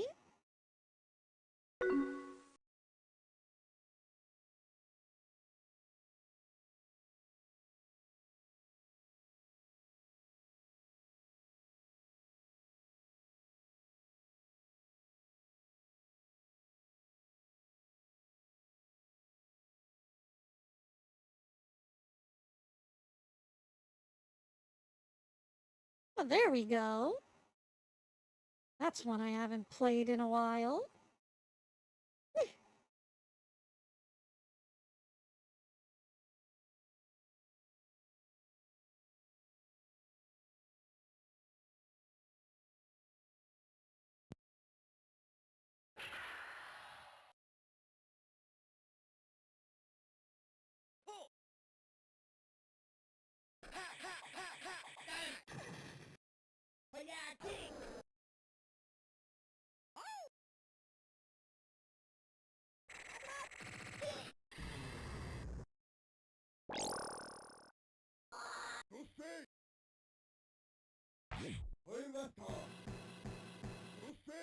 What are these question marks?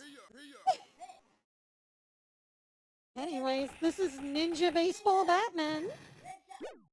Quickly roll the joystick and then press the button.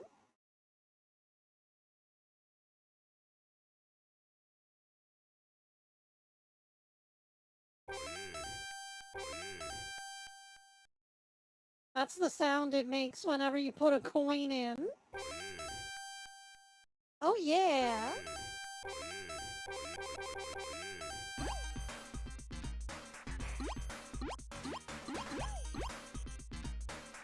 Oh, I kinda like how, the long one there is caressing that pole. Jeez Louise. Looks like he's about to pull off some sensual stripper moves.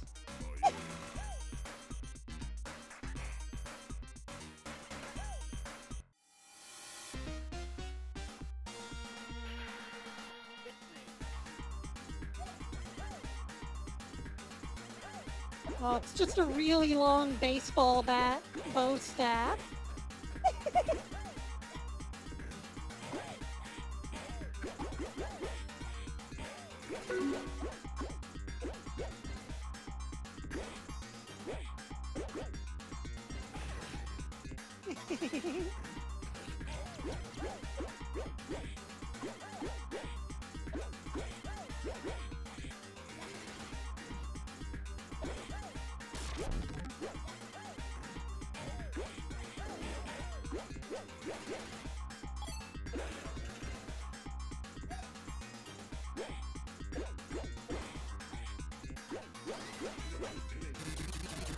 I don't know, if I could play this or Ninja Turtles, I think I'd probably pick this one.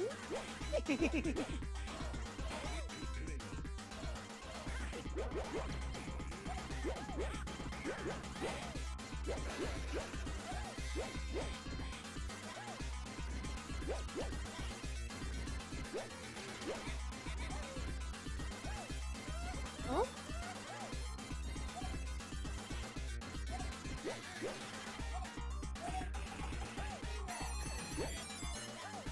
Ooh.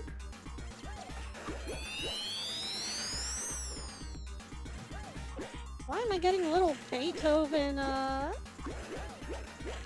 riffs in my baseball Batman game whenever I kill enemies?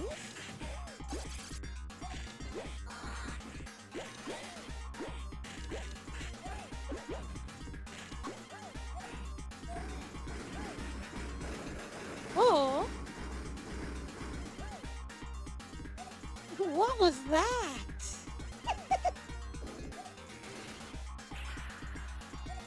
Now we're on an airplane?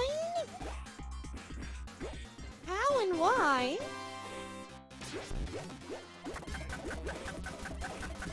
Well, the enemy is an airplane. It reminds me of Bombar from, Kirby.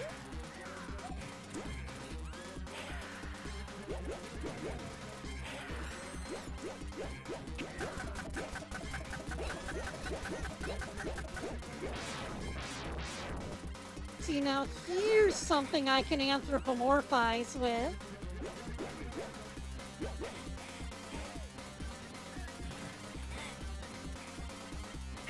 I can't become some animal. I gotta become an aeromorph, obviously.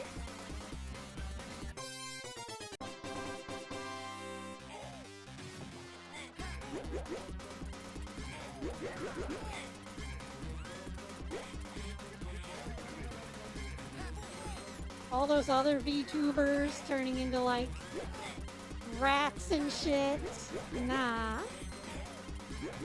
The animal I most identify with is, I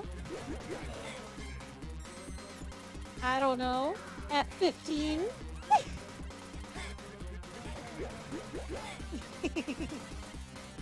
Sorry, I'm not up to date on my, airplane lore. The various breeds and species of airplane that are out there. B-17 bomber. About all I know.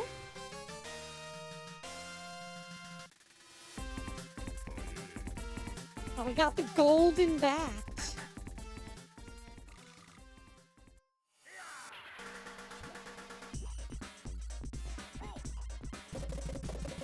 Oh man, it looks like the next level's going to be a casino with bunny girls. I know you're all looking forward to that.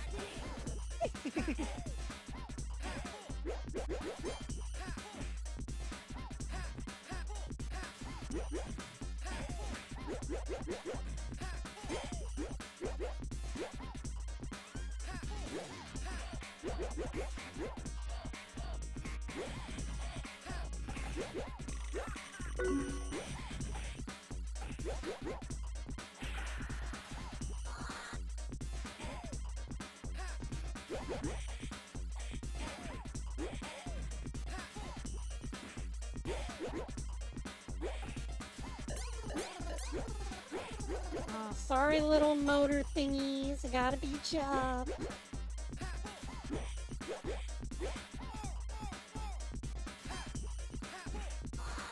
They're all very cute and all, but they're the bad guys, and I'm the Ninja Baseball Batman, so...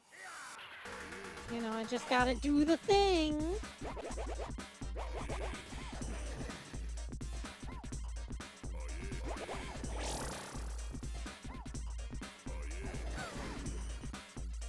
I don't have any sort of bomb move? Okay. I guess it is a beat 'em up, but I'm just used to having some sort of, like, finisher.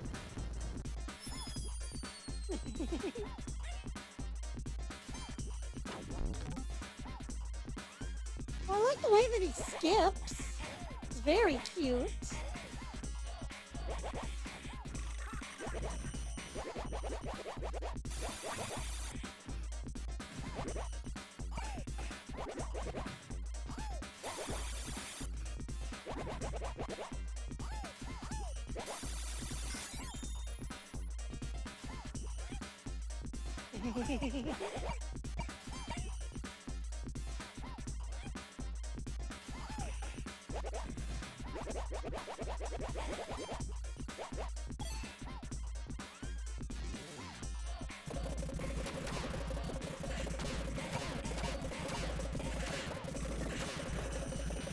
Time to just run everybody over with my car.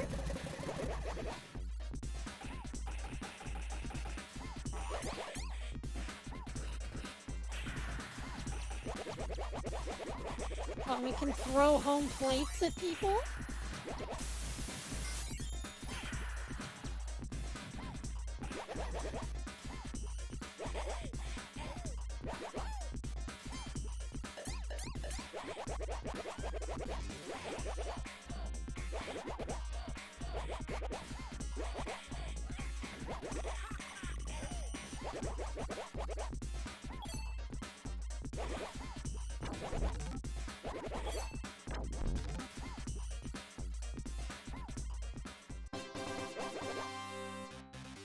Oh, another boss. Madlax!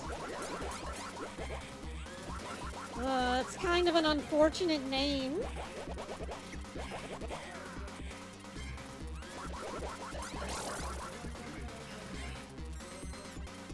Oh.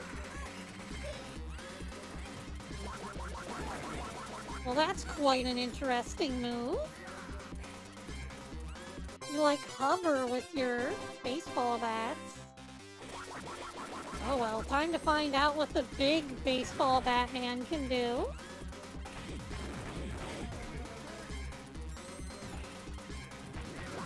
Oh!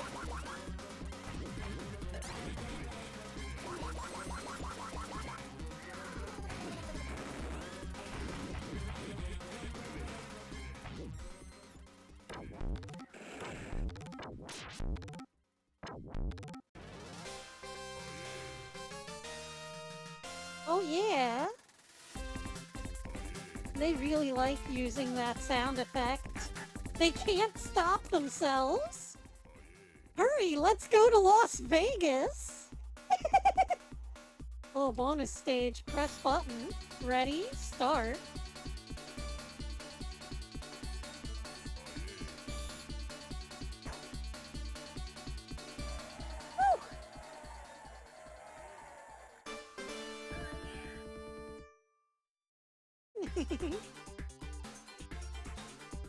Oh yeah!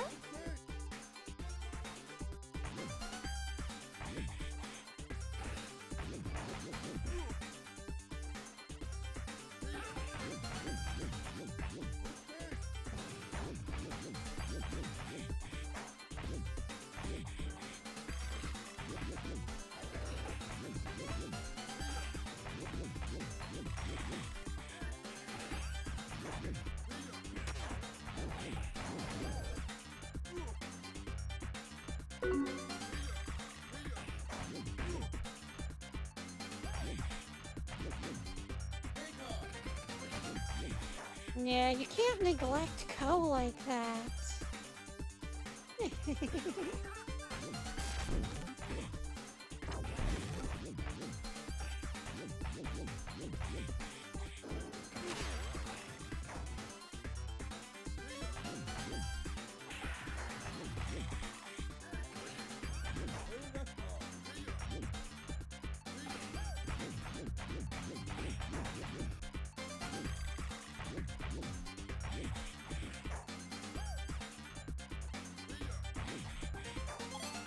Oh, also, I started watching another anime. I'm now watching Madaka Box.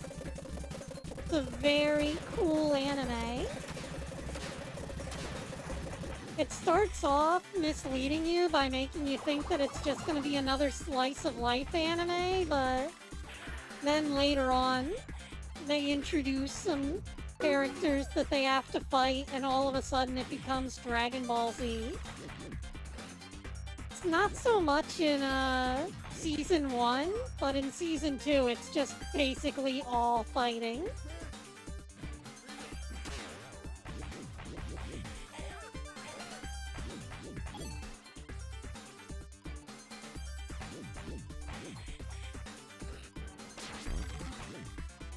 Madaka's the main character, and she just got elected school president, and she makes a suggestion box that she uses to help the students fulfill their dreams. So most of the early episodes are just her going around trying to fulfill suggestions from the Madaka box, which is what the students call the suggestion box, because it was her idea. But yeah, we just got to episode 8, which is where the main conflict of season 1 is introduced. 12 episodes per season, so it's not until 2/3 of the way through the show that we get our major conflict.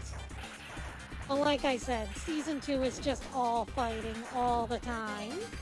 And unfortunately, we don't get a season 3.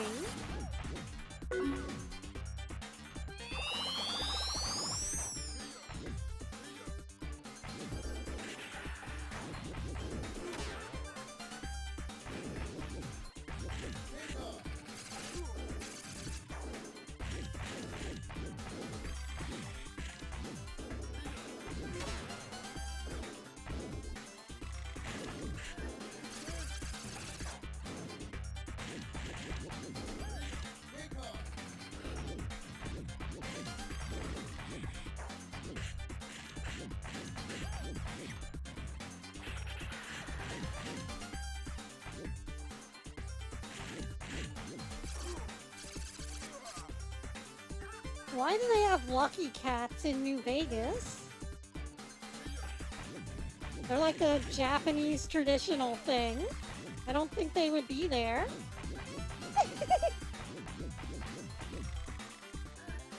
Oh, I guess the slot machines are part of the boss battle?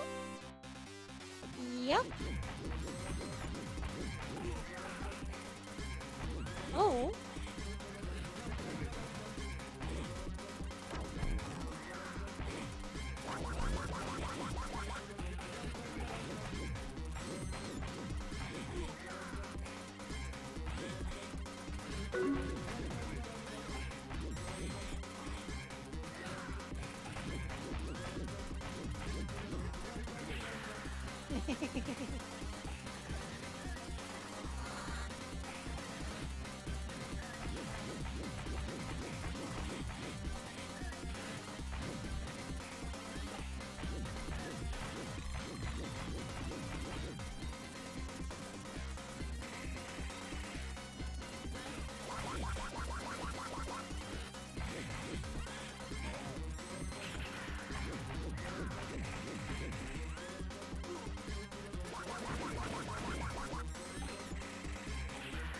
What is this guy doing?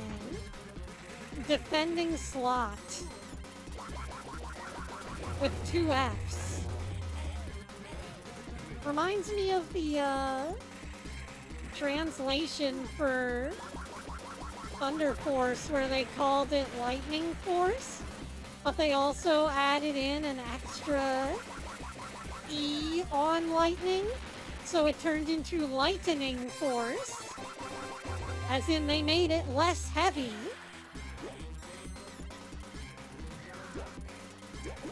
Also, the dancing girl baseballs in the background.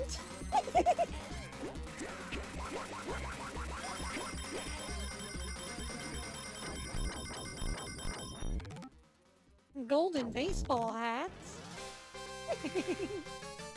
Oh yeah.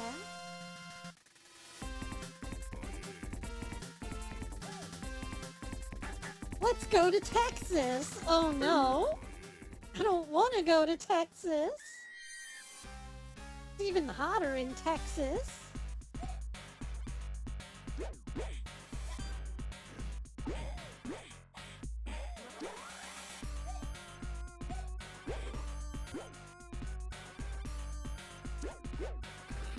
Ugh, freaky lips.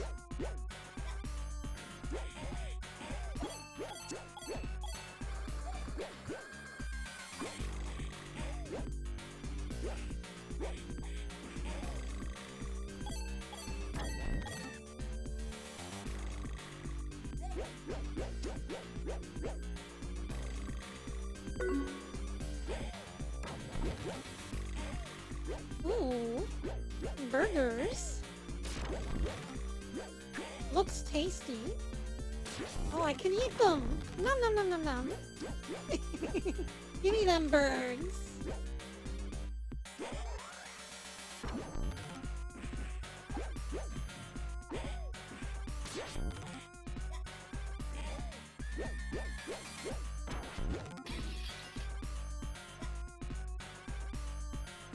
Oh.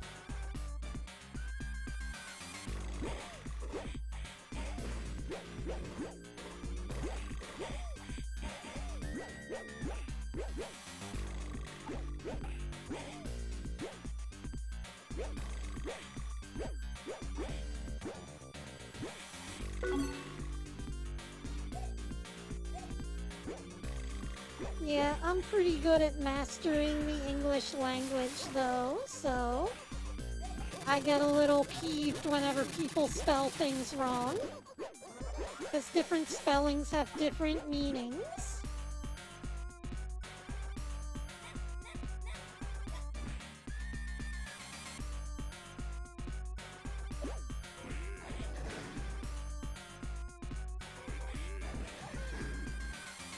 Anyways, I just wish I could find someone who does Doom sprites for my little Doom level that I want to make. Because there's a certain art style to Doom. I don't know if you know this, but everything has a very particular look, and it's mostly because back then they used actual clay models in order to make the sprites. They digitized them and then painted them in on the PC. And I suppose I could do that by making a clay model of the things that I want to make. But, I would have to learn sculpting then, and I'm already trying to work on a Space Baby plushie. That would be a whole nother skill level I'd have to, or skill set that I'd have to learn.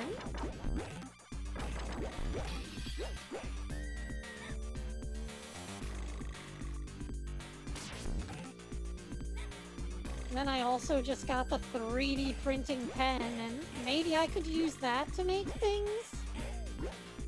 I wish I could use my 3D printer right now, but it is way too hot to be working on that.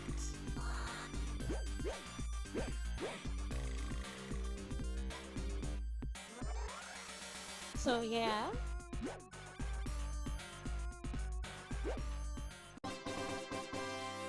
You guys know any sprite artists?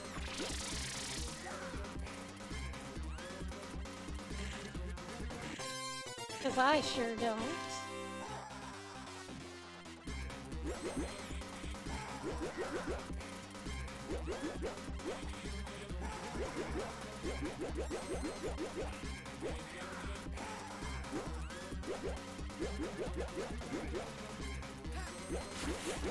Why can the bull chicken candle monster teleport around.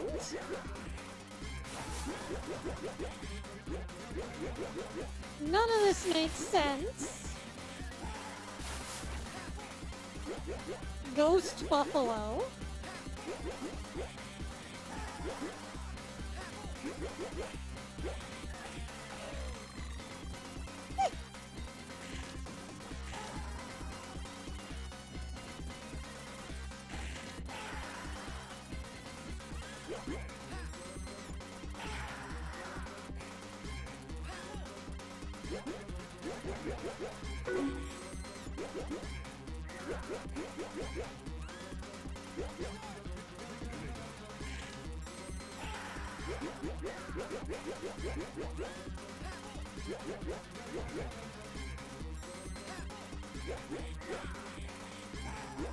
One of these days I need to get Sulaco.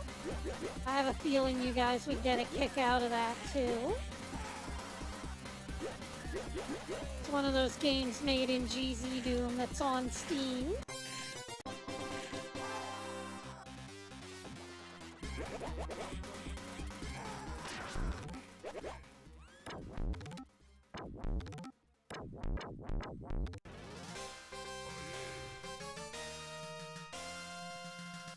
I like how they just drop the sacred artifact whenever they finish the level. Like, here, let me throw this on the floor.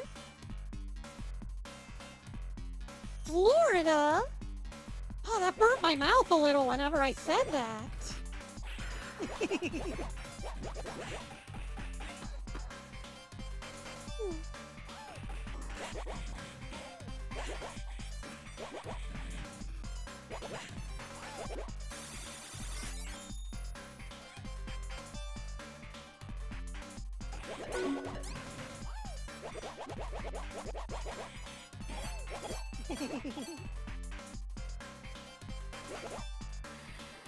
It's Florida Man time.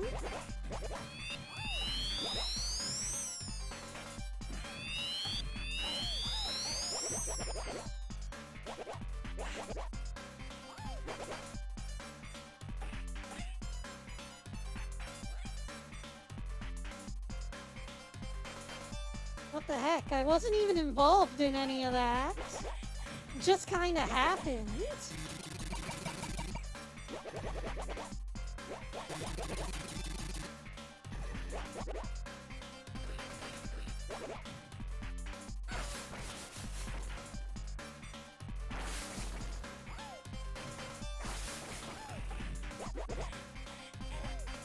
Well, Matt, is this what Florida looks like? There's just fire shooting out of the streets and wire fences and pipes. This is one of those things I worry about when making Sonic-inspired stuff for Doom, is getting all the pipes and shit right. Because there are a lot of pipes in Sonic levels. All those oil levels and chemical plants. They're turning the Tanuki statues into baseball men? There's a joke to be made about balls here, but I don't know if I really want to make it.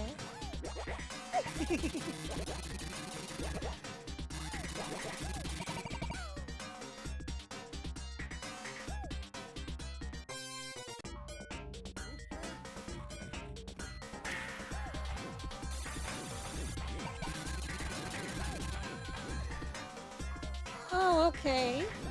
The little pink heart icon calls in the cheerleaders. Got it. I didn't know what was summoning them. But apparently they're a power-up.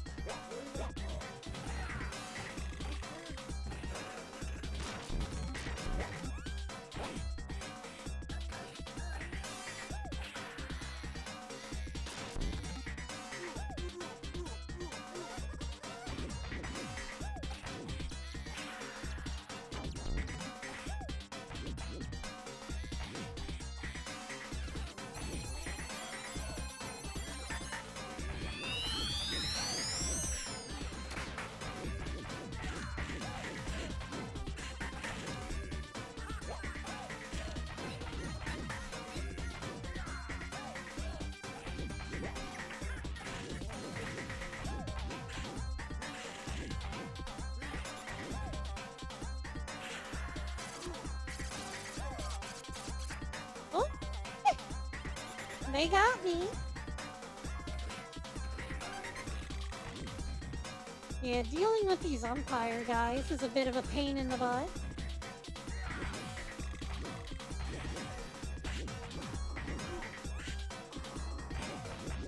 They got too much shield.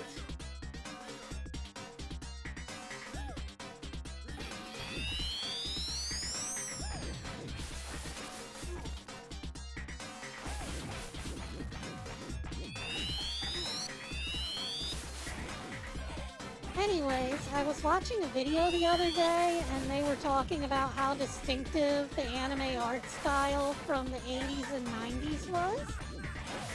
And I noticed something, and I was like, well, I think the difference between modern anime art style and the old anime art style is that they were trying to draw people back then, like actual human beings. And a lot of modern anime tries to draw anime characters. So they're not trying to portray actual features that are on a human face. They're trying to reproduce this idea of what an anime face looks like.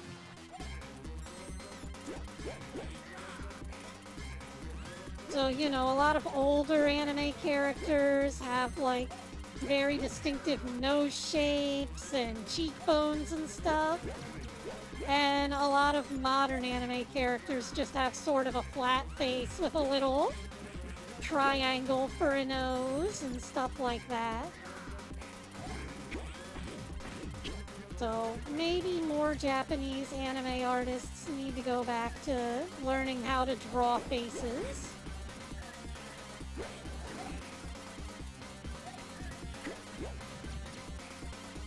Oh, I cut his tail off. Is he a Dark Souls boss?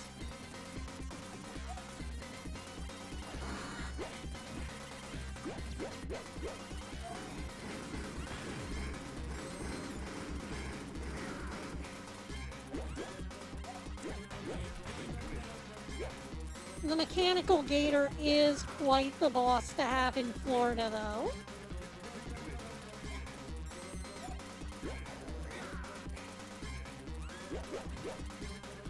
I don't know, though. His nose seems awfully slim. This might be a crocodile pretending to be a mechanical alligator. Alligators have very wide jaws. And they use the weight of their upper jaw to close their mouth. So if you grab an alligator's mouth, it can't open it because it has weak opening muscles. Which is the opposite for a crocodile. So you don't want to pull that shit on crocs.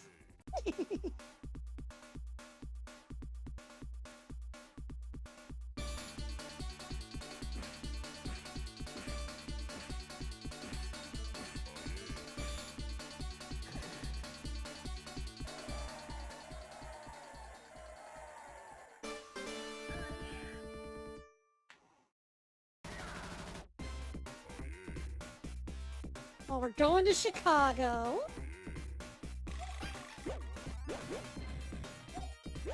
Well, they got mobsters. Seems about right to me. Why are the mobsters dogs, though? Shouldn't they be baseballs?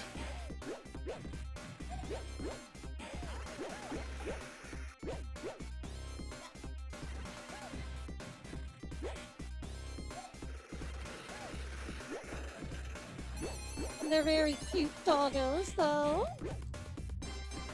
Very cuddleable.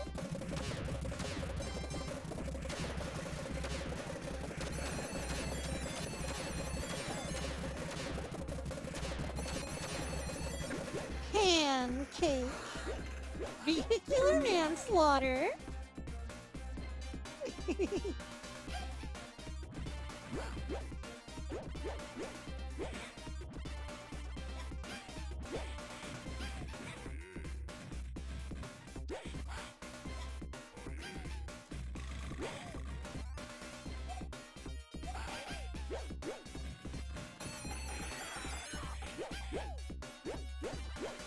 We got some throwable baseball plates that do the boomerang thing as well. What are the chances that we would get all these boomerang references today? Maybe I need to get a boomerang. Oh.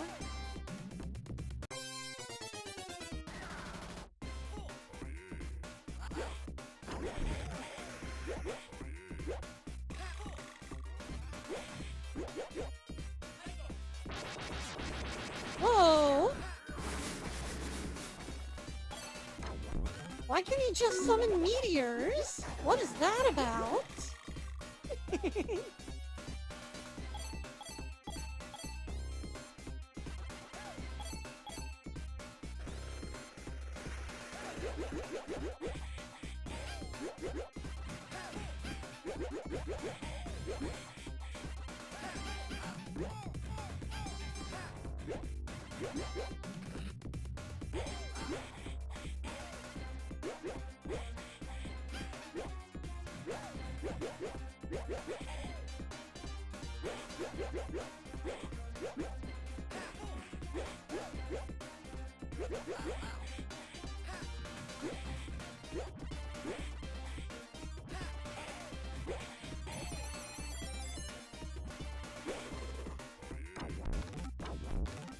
Oh yeah!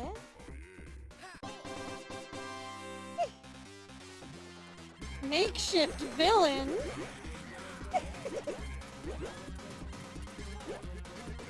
Can't believe they just ran out of ideas and called him that.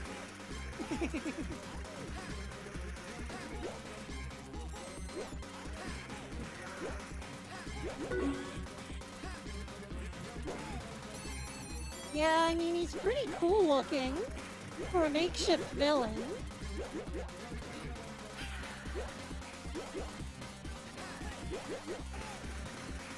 Maybe they should make him better, though.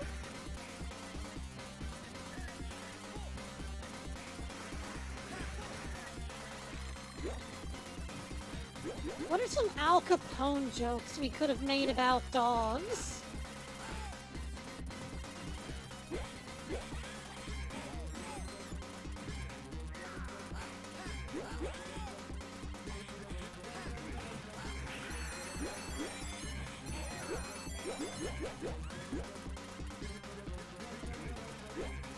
I can't think of any. I think we could have gone with a better theme, though, than dog mobsters.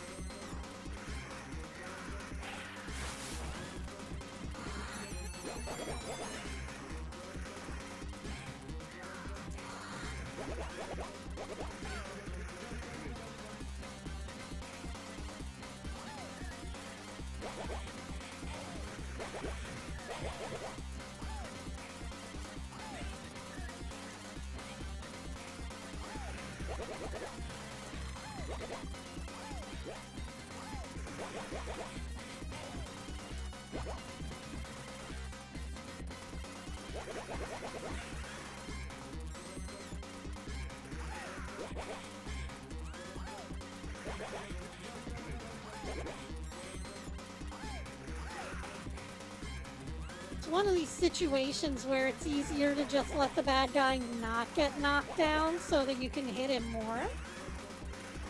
You just gotta stop yourself one hit short from knocking him down.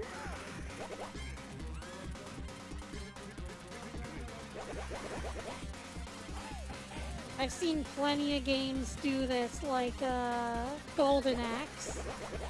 In Golden Axe, during the final fight against Death Adder, if you knock him down, when he gets up, he casts magic back at you. Like the player's magic. So, it's very beneficial to keep Death Adder on his feet during the final fight, instead of delivering the final blow to knock him down. Well, we missed one of the items. So it was you, Commissioner!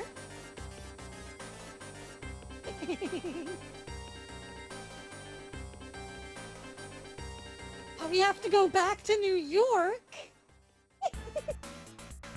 I don't want to go back to New York. New York's even scarier than Florida.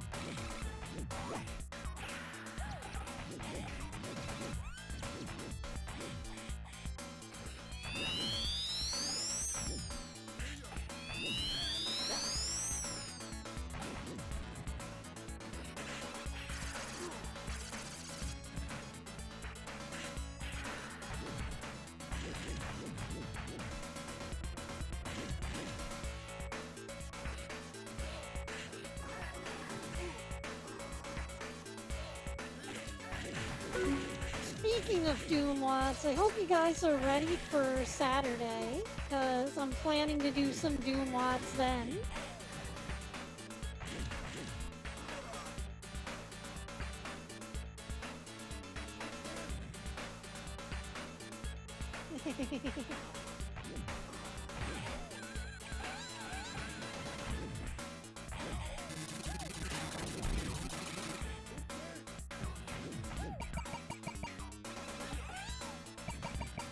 Yeah, I had a manager who moved to Florida.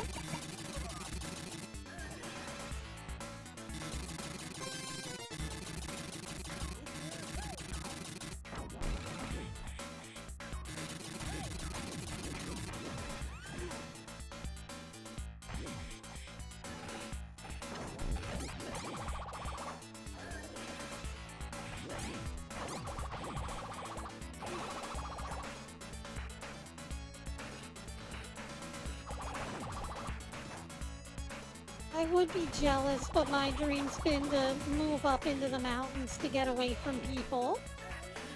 I don't need any nosy neighbors or, you know, like authorities telling me what to do with my life.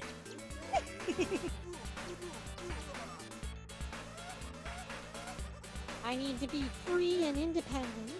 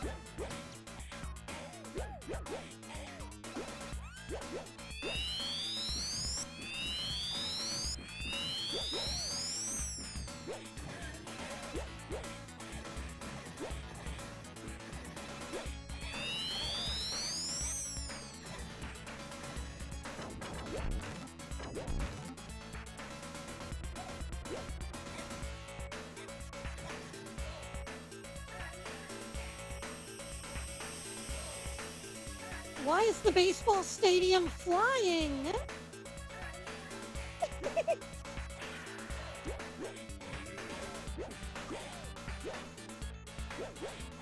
How did you get in the monitor?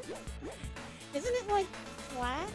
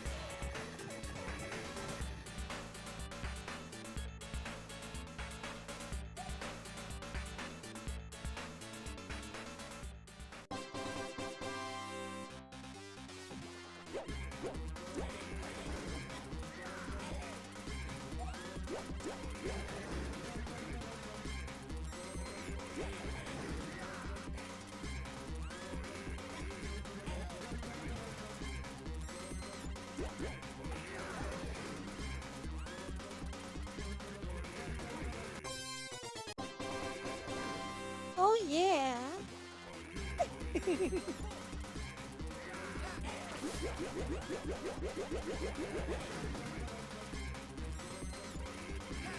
Too many of these big baseball guys made out of baseballs. He's been a boss in like every level, hasn't he? I suppose we're playing Ninja Baseball Batman and it's to be expected. But at this point, it's getting kind of old. Couldn't you, like, make a bigger and better version, maybe? Instead of just repeating the same one?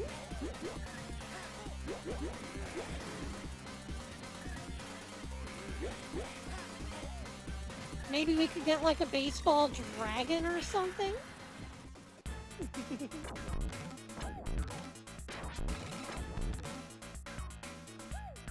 Okay, where's the big bad guy? Because obviously that's not the end. Oh, it's a boss rush! No wonder we're fighting the same guys over again. Okay. I forgot about these.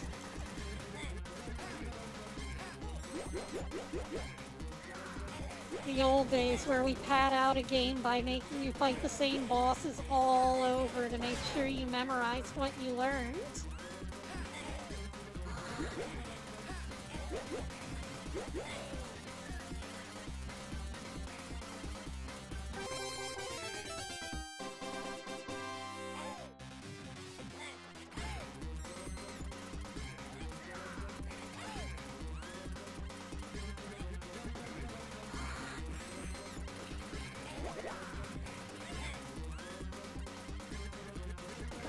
Man, he sure does hit harder than I remember.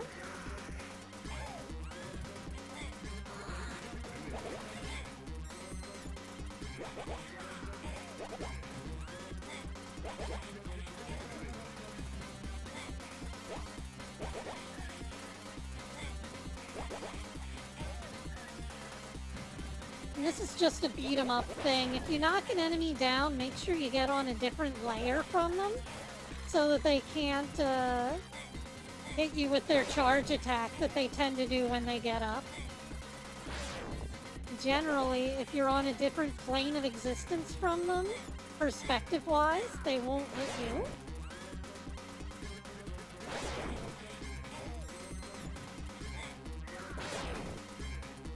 Just a little rule of thumb.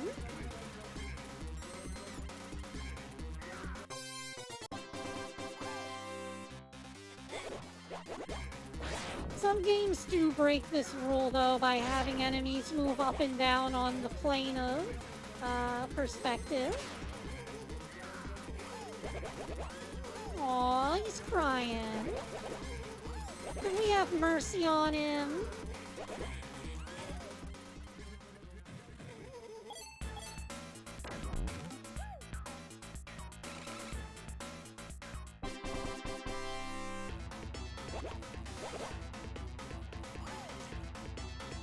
What the?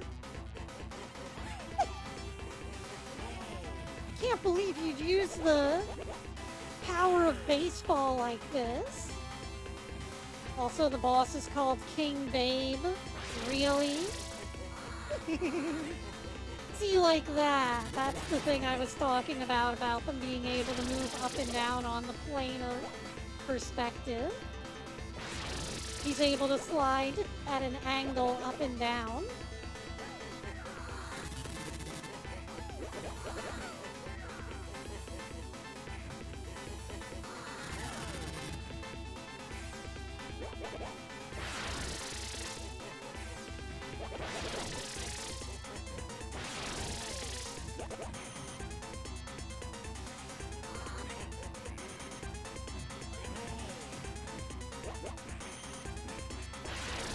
Well, I guess we're gonna forever be trading blows of knocking each other down.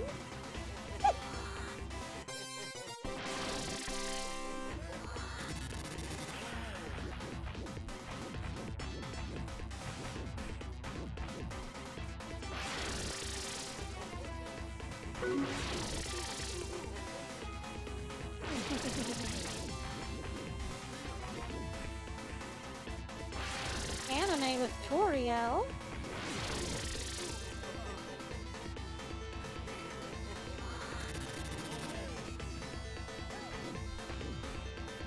How does that work, though?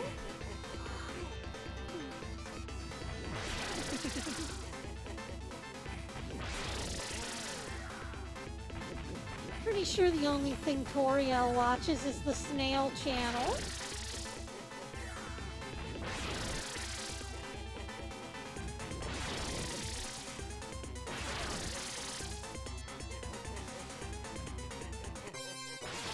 Man, it just feels like my attacks don't connect with this guy.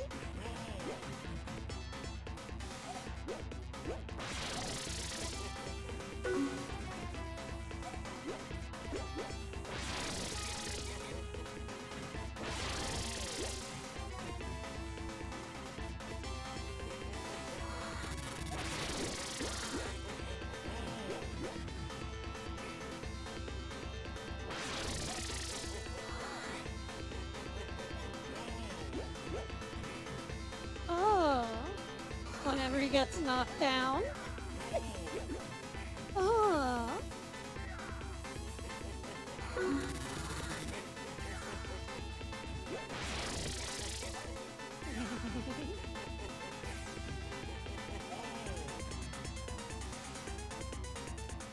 I'm supposed to be using my super against him. Because, I mean, I can. It's just... I don't think any of my attacks are particularly effective against King Babe. He is the king after all.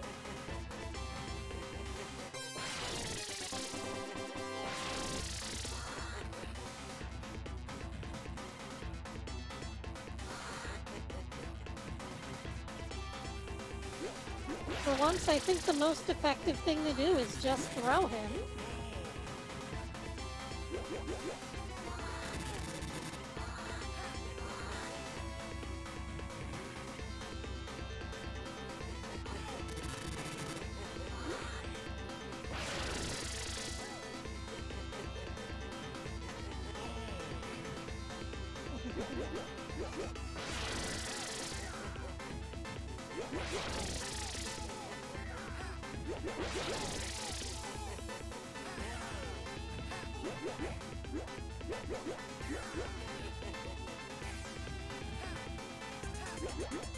Well, I think I've told you all the new things that are happening with me. Oh, except for the base Fady plush. That's right. I'm currently working on the headphones part. I got the face and the body all figured out. I just need to make a model so that I can figure out the exact pattern for them. But I've got all the measurements figured, and now I'm trying to figure out the headphones. My only problem is that my calculations say that a piece of it needs to be 12 inches long, and I don't know if you know this about paper, but it tends to come in 8 by 11 sections. So I'm gonna have to tape 2 pieces together in order to make my pattern.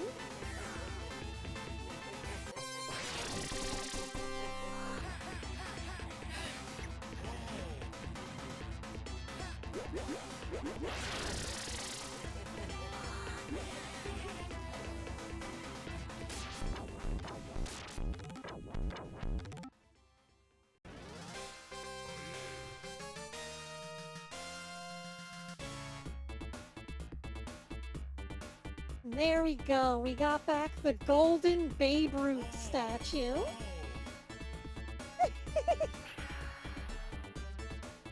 Team Rocket's blasting off again! What a Hexi way to be defeated.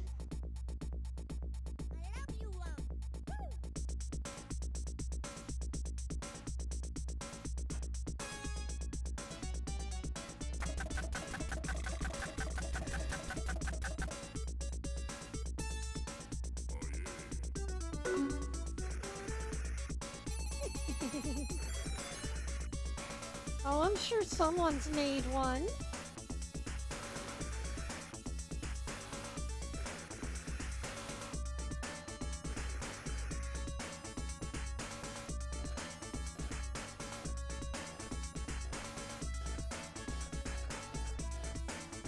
If not, you could always check Etsy. Etsy has a tendency to make all sorts of specialized shit.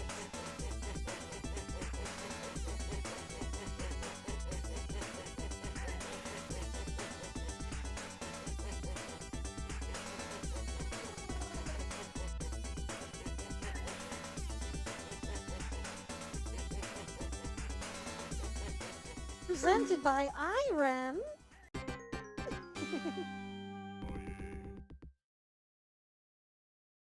I guess Irem does make some good shit.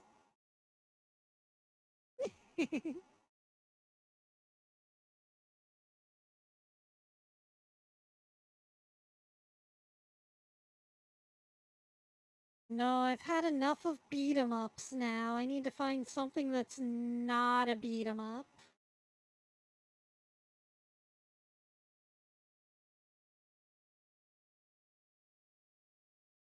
Let's see.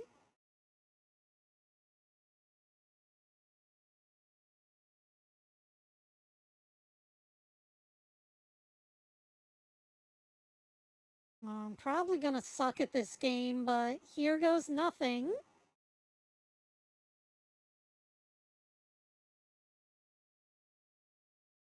This is Psychonic's Oscar.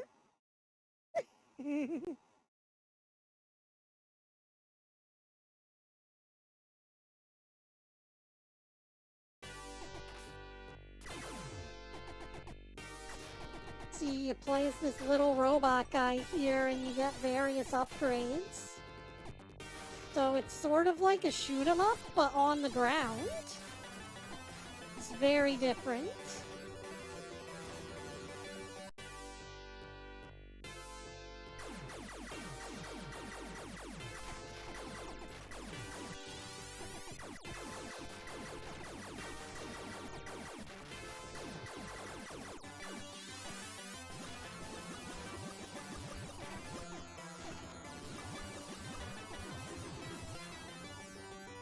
Oh.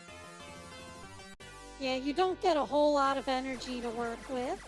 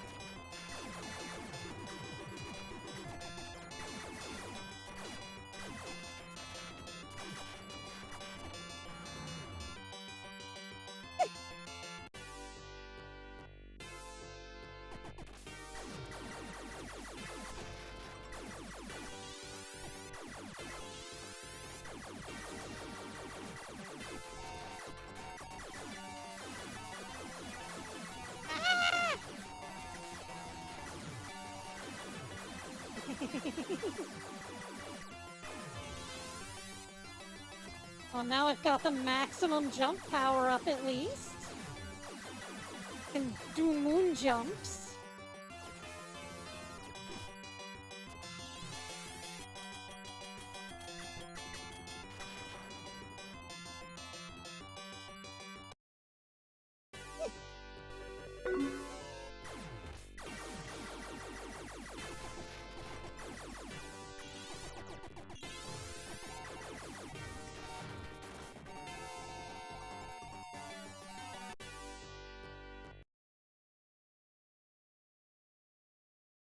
Let's check the dip switches here.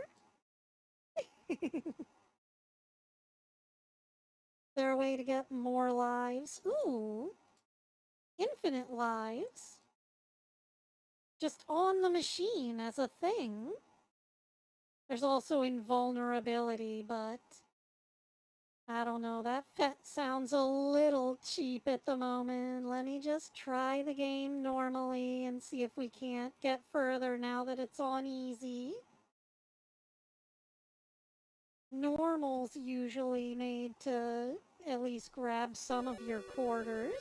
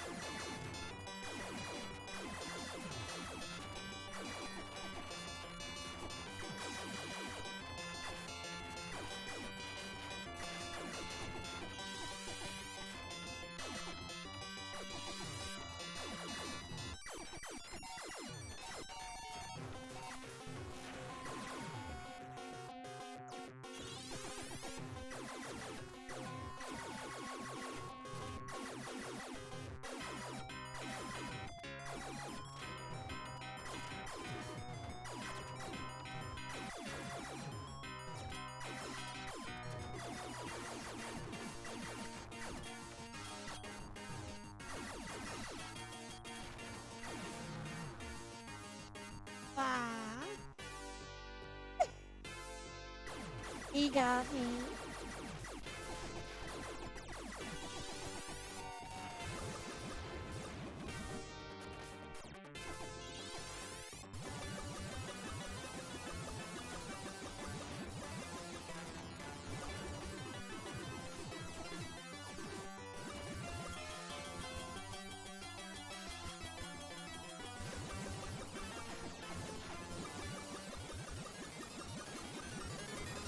Ooh. How am I supposed to hit that? It's too high up. Oh, thank goodness it came down for like a second. There's no shooting up in this game, by the way. You can only shoot side to side.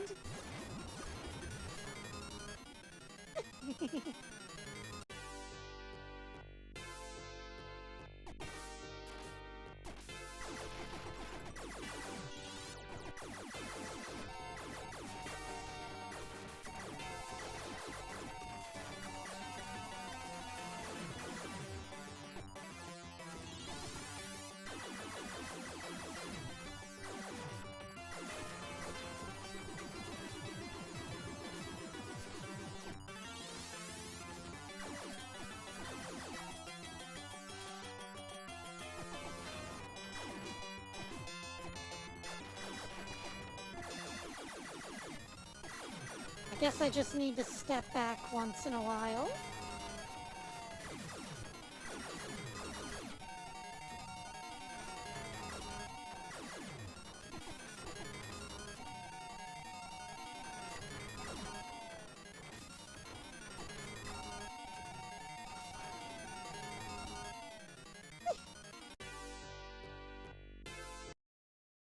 Okay, now I'm gonna cheat.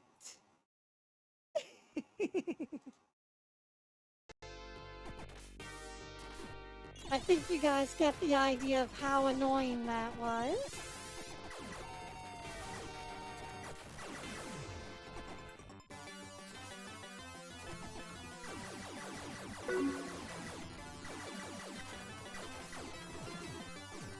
I know, from me, it's unheard of.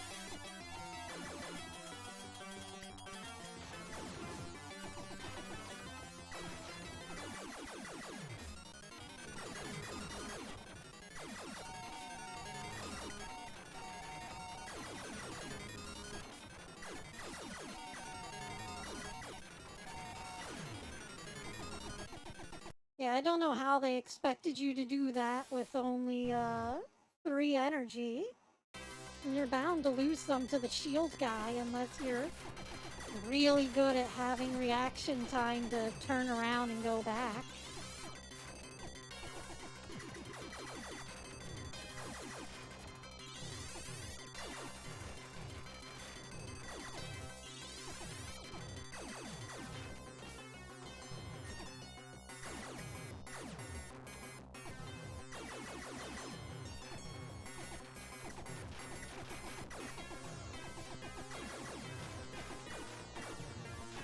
suppose I should get my missile back. There we go.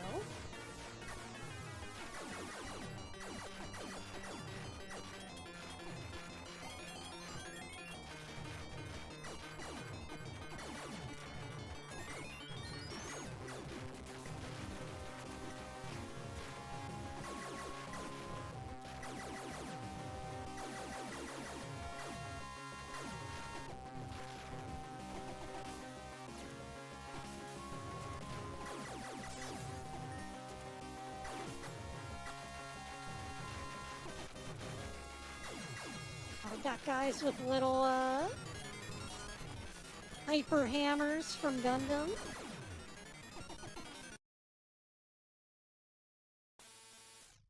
Speaking of, I need to get back to building Gundams. I don't have anywhere to put them, but I guess I can just shove them back in the box after they're built. Seems like a bit of a shame, though, to get your Gunpla all built and then have to shove it back in the box.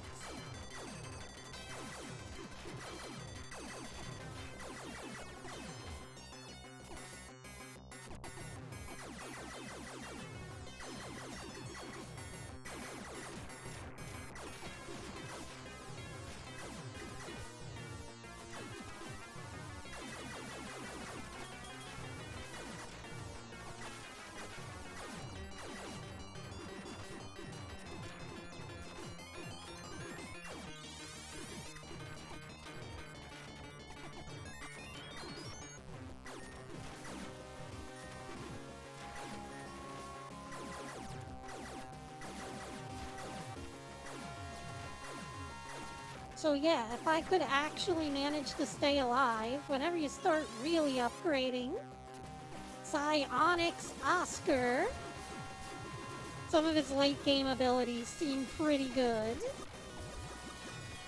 It's just a matter of not dying. Which I suppose is any video game, but this one especially.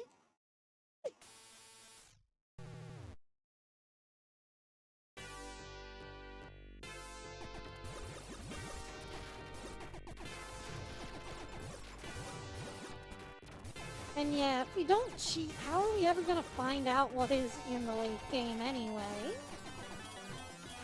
It's my job to find out what these games have to hide. What sort of secret, you know, fabulous secret powers are they going to reveal to me?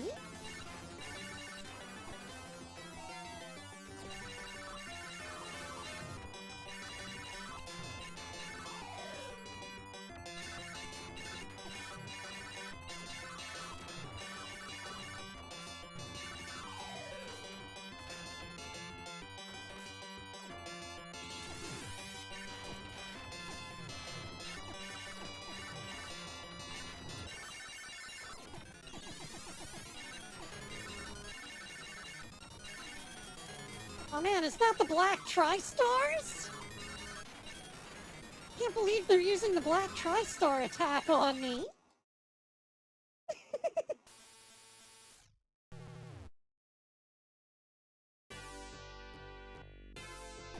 See, that's how famous Gundam is. It's just got references in all the weirdest of places, like Psionics Oscar.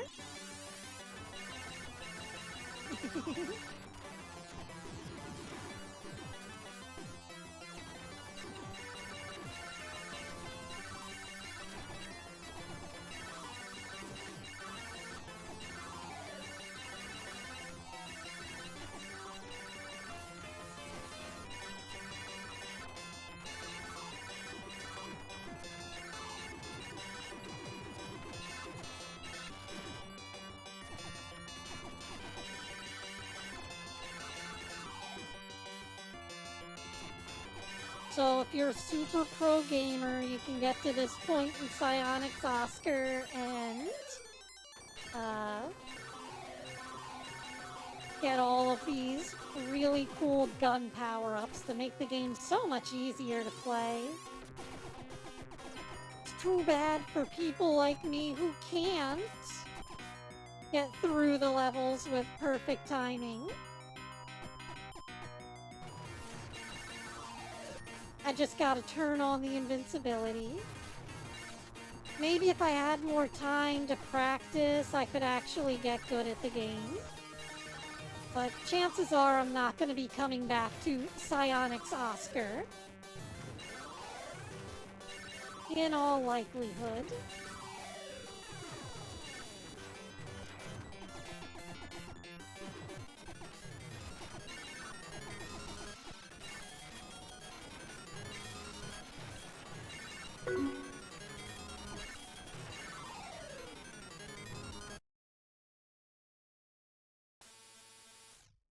Yeah, it's a tough little game. I'm sure there's someone out there who could dedicate enough time to playing this that they could actually get good. There's probably a no deaths run on YouTube.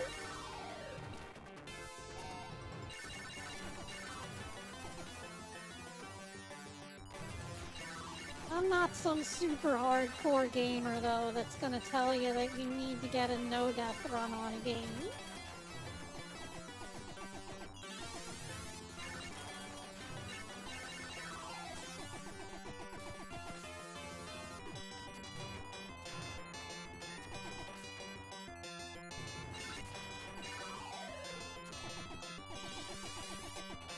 Man, do you guys remember how annoying I Want to Be the Guy was? I remember there were all sorts of people trying to get good at that game before Dark Souls came along. That's the kind of people that Dark Souls appeals to. The kind of people who want to be, I want to be the guy with no deaths.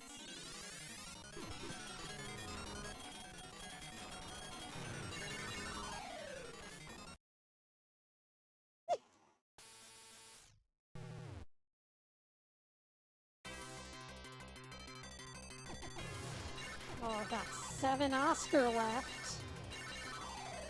Why is Oscar just this game's word for dudes? You got 7 dudes left.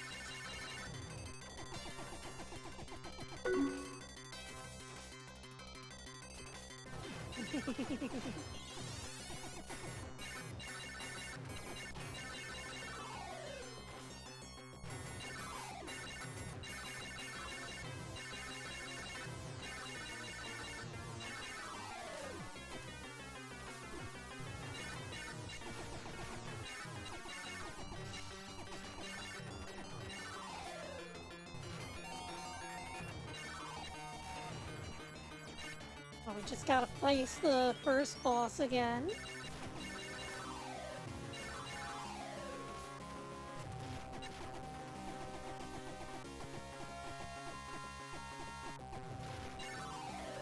Also, you've got little steppy noises whenever you walk. Very cute.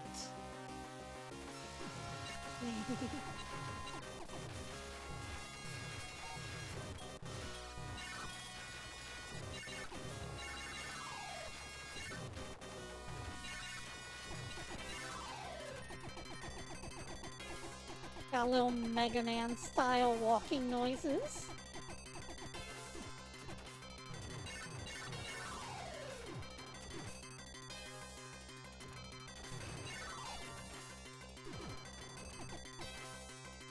Well, that's okay, Matt. You can come and join me in the fun camp.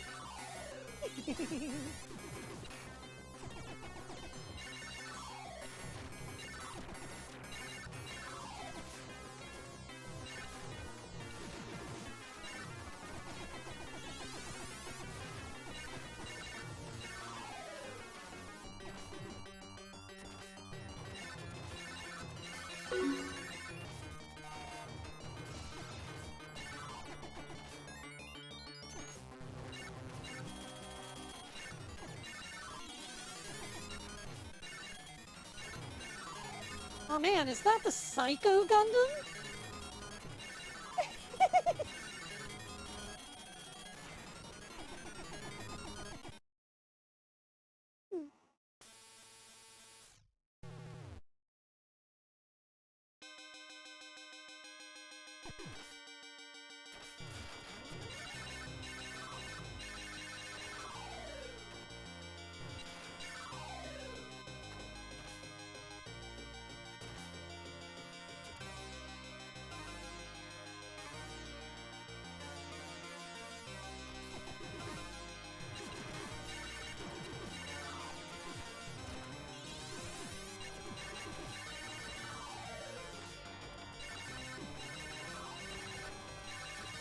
Yeah, your missiles and grenades can just be upgraded for more damage infinitely, it seems.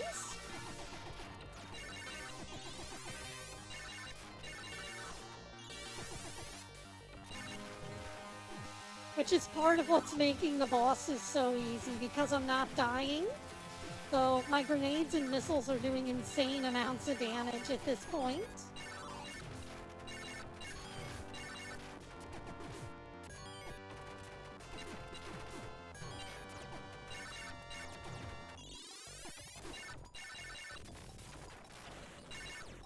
Oh, there was the second boss. Must be getting close to the end if we're doing boss rush stuff already.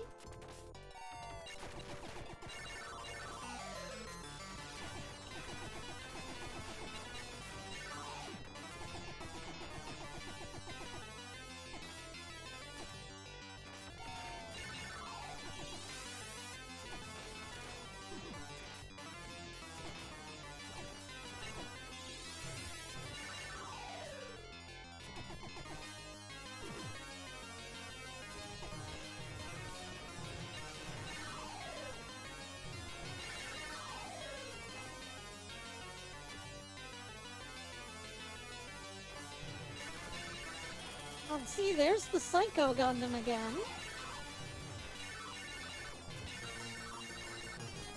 I'm guessing Zeta must have just come out before this game.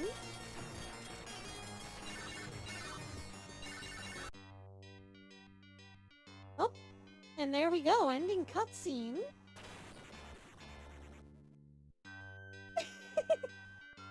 Yeah, he transforms into a plane.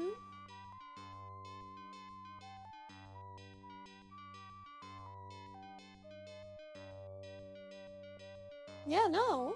Apparently so popular that it inspired a bunch of enemies in Psionic's Oscar. It feels like a lot of this game is just Zeta Gundam, but, you know, slightly off-brand so that it's copyright distinct.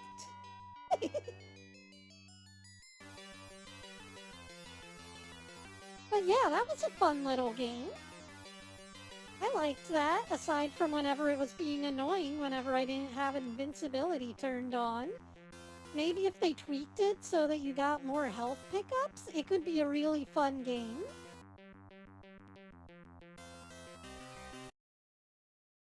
As it stands, it's just a little unbalanced.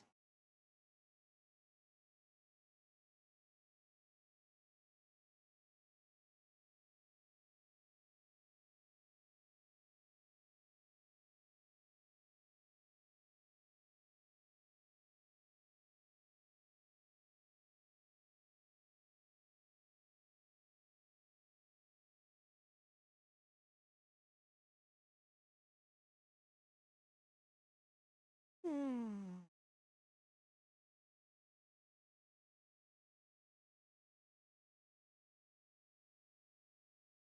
Ah, there we go. I was looking for this one earlier.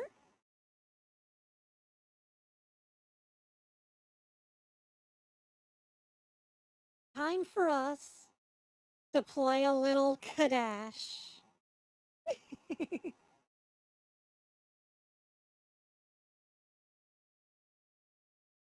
It's like a D&D RPG in a side-scrolling arcade game.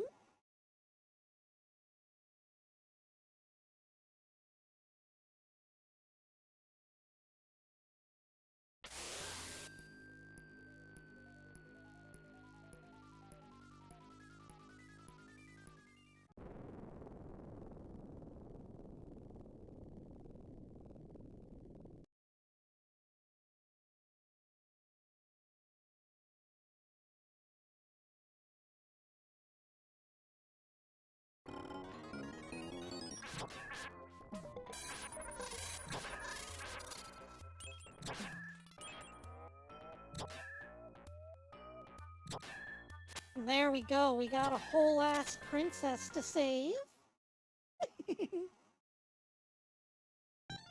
Yeah, sorry about that. I had to blow my nose for a second, and we don't do that on stream.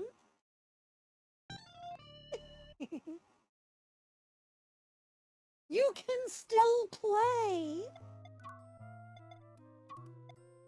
I don't know, I think I'm gonna go with the priest just because she feels like, very Castlevania with that morning star.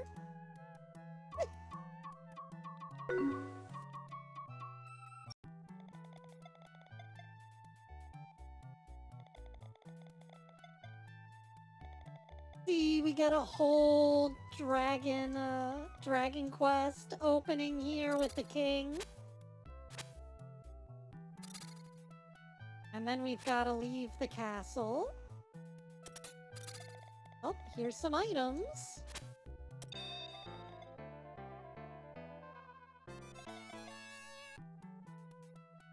We even get a Dragon Quest style HUD up there to show us our stats. Walk toward the right. Wow, such revolutionary gameplay concepts. Walk right to progress. And that's why whenever Metroid required you to go left, it was considered a big gameplay change-up, because everyone was used to going right. Video games had ingrained it in us at that point that going right was progress. That's the direction you're supposed to go.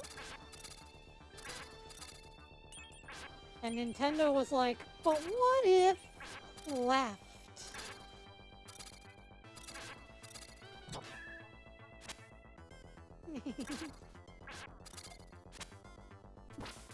Ah! I fell in the water! Man, could you imagine if water actually damaged you like that in real life, though? You just fly backwards?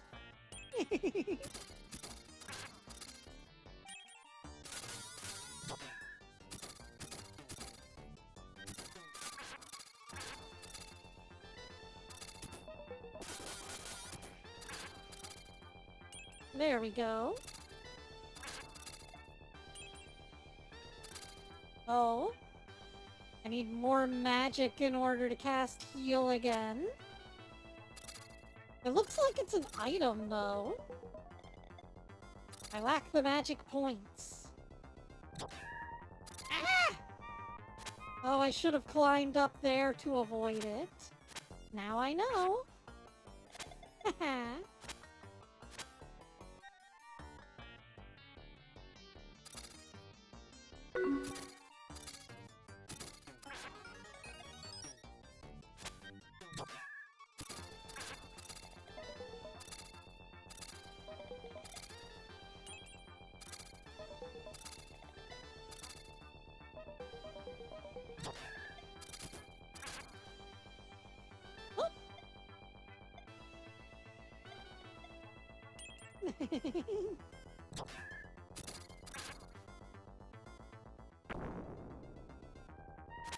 And I don't care who the IRS sends, I am not paying my taxes.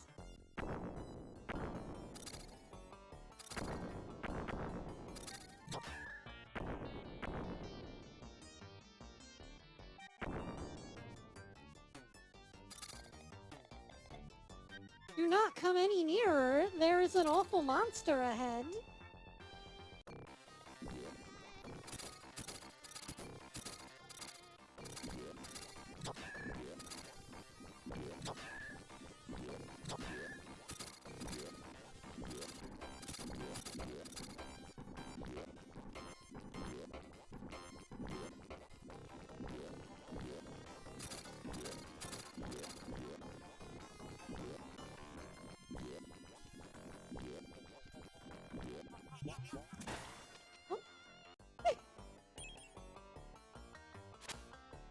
Well, thankfully I can come back to life after dying. I've just got that mystical property to me. Oh. Looks like there's a portal.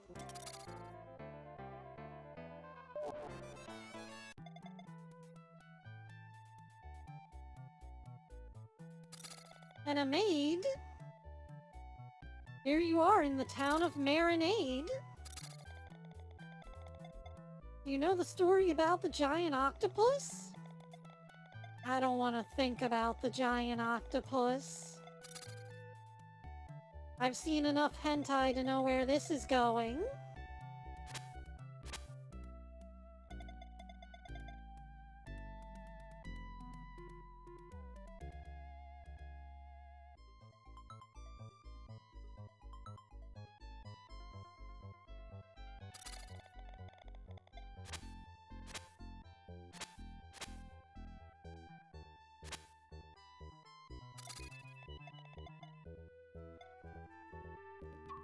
I mean, there's really no reason for me to, because I have full health because of the boss.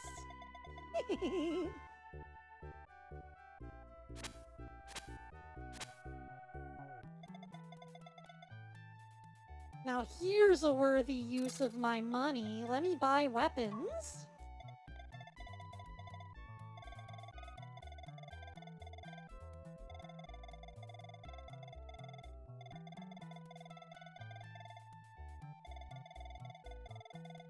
Is any of this stuff for the priest? There we go.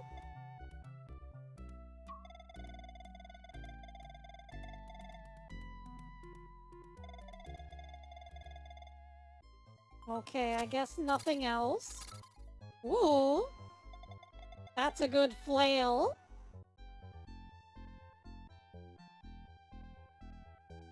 Now I feel like a Belmont.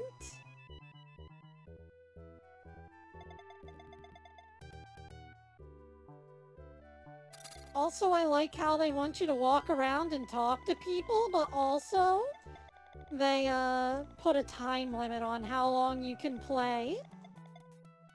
Very scummy.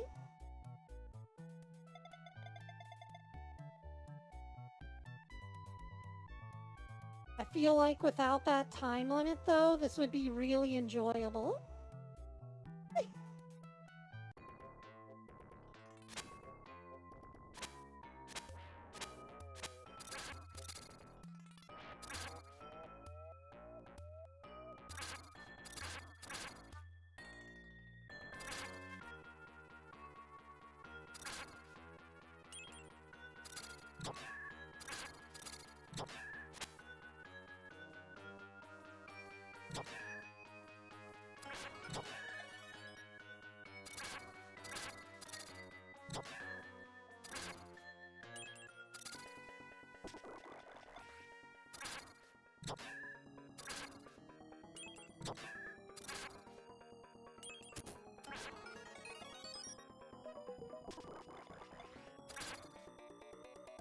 Ooh, a new spell has been memorized. I wonder what my new spell is. Oh, now I can heal more.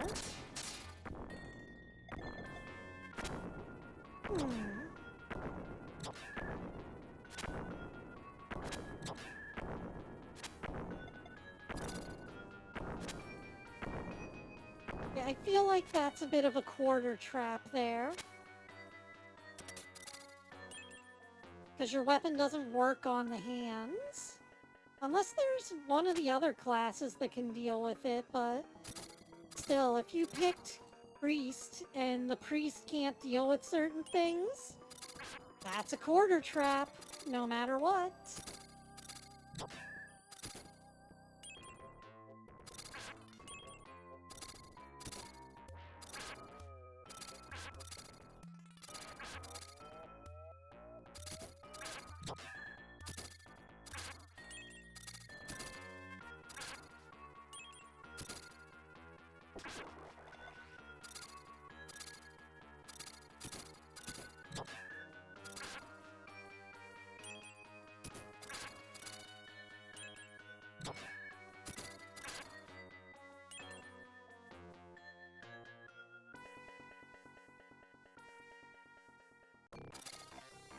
Oh. Damn, and it's tied up a girl, too. I told you I've seen enough hentai to know how this goes. Damn you, giant octopus!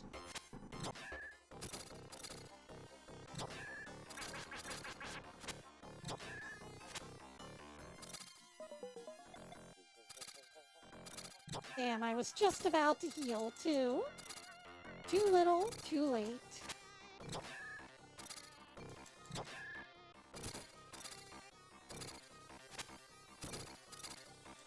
Once again, we've got another instance of a game where you move too slowly to actively avoid some of these attacks. Like, you can't run, so how am I supposed to avoid getting hit? And I can't aim in other directions either.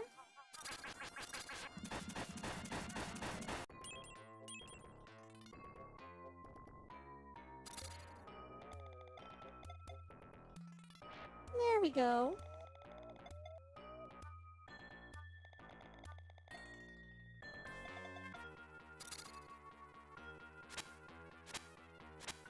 Well, I suppose we could go back to talk to her, but, we're working on a limited time here.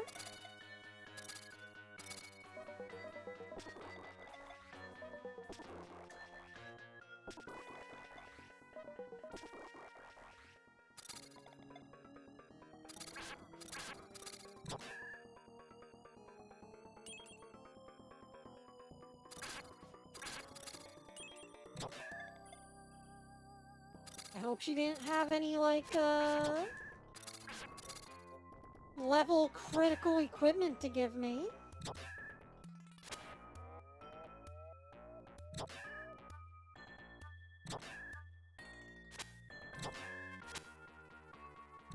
This is some bullshit.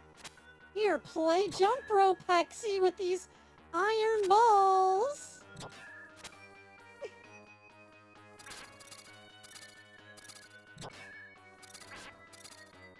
Speaking of, whenever I was watching Doom Builder tutorials earlier, I got this advertisement for FanDuel Casino, and they're like, oh, you can get more FanDuel Casino balls. And I'm like, FanDuel, stop trying to tell me how to get more balls. I'm like, what kind of balls are we talking about here? Like, on my face? Are those the kind of balls?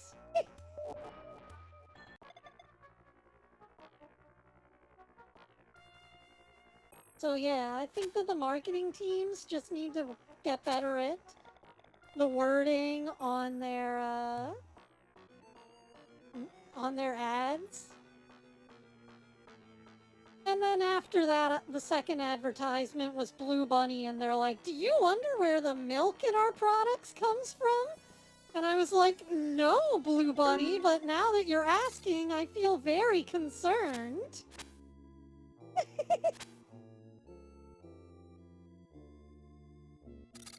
Oh. Nay. That is not a horse. Like a chocobo.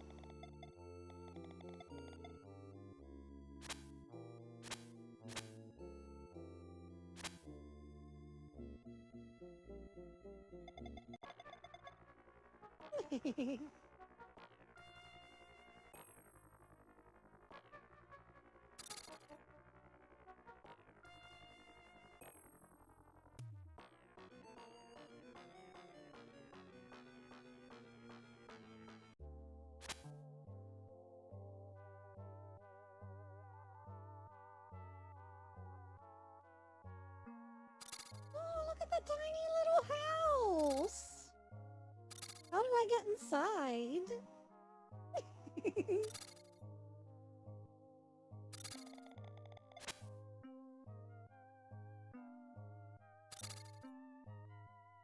Oh well, I don't suppose it's that important. What is this? A house for ants?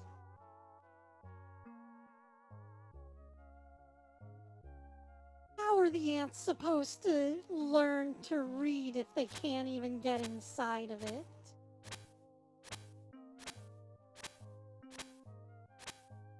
Is this an endless forest?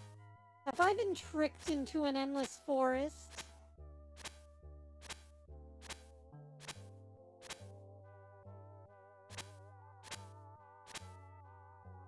Yup. When you go straight down the cave, there lives a pedant named Coven. He might know about the flowers. Well, just talk to that asshole. He did not help me.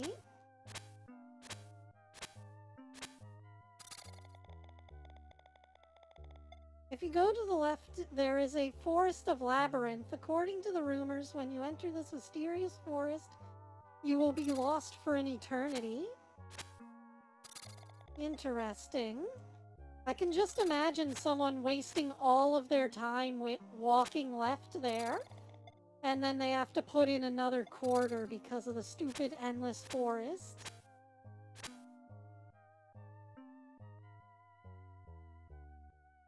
Let's go back and talk to the gnomes again. Gnomeo, oh Gnomeo, wherefore art thou? Where are my short kings at?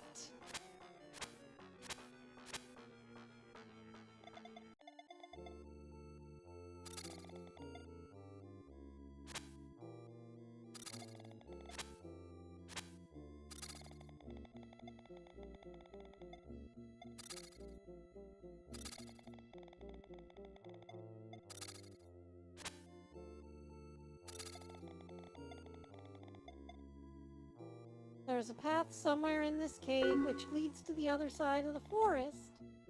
I conjecture that over the other side of the precipice might be close.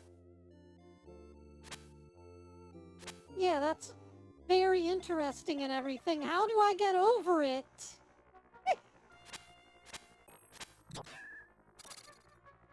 Oh, I guess I deal with the rock monsters.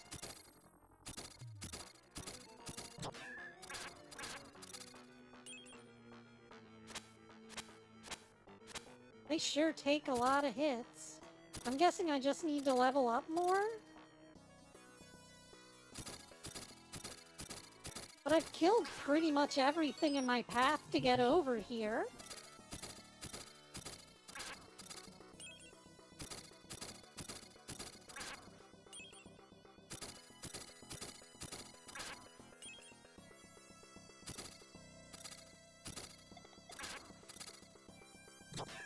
But I suppose I can just keep killing things.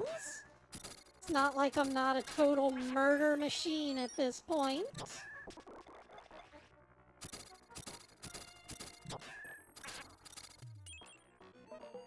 Yeah, healing 10 points is not a lot at this point. Whoa! I don't know when I got that ability. But yeah, that's helpful. I like that. It just gives me a force field. Is that Beholder D&D? Beholder, what are you doing here?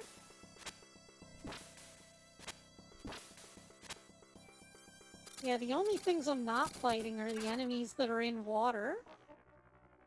Because fuck the water.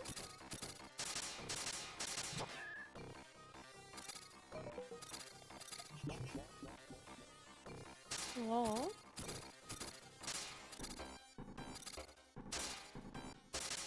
And then on Thursday, we're playing NES racing games, just because I realized I have a lot of NES racing games. So, I hope you guys are excited for that. Anyone who likes N64 games. Sorry, N64 racing games.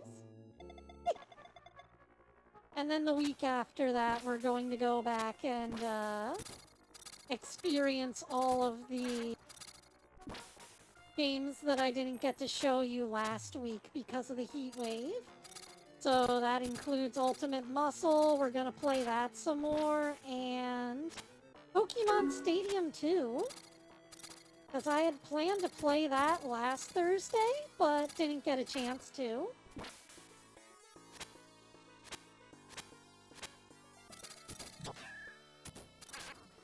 quite frankly, 2nd gen is my favorite gen. So, Pokemon Stadium 2 is like my ultimate Pokemon game.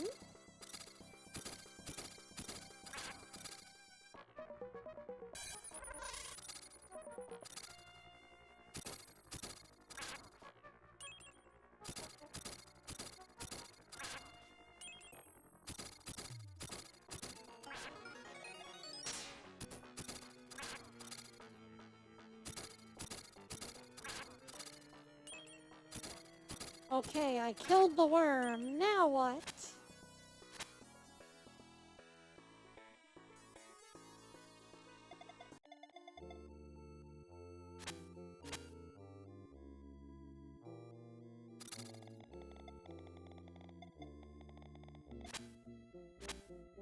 Well, that was meaningless.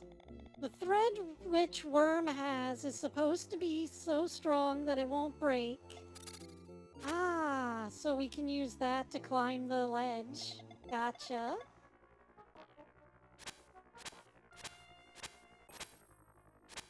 I just like jumping whenever your head instantly hits the ceiling.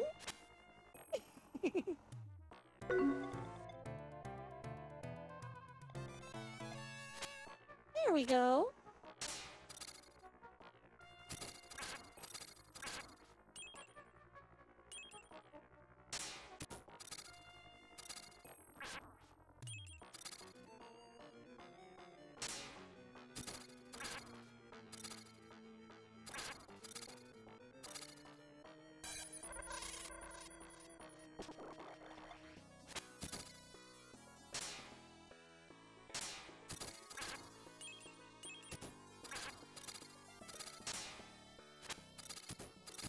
Oh, here come the topless harpies again. I mean, I'm sure that's canonical and everything. I think that that's just because the, ancient mythology writers were just really horny, though.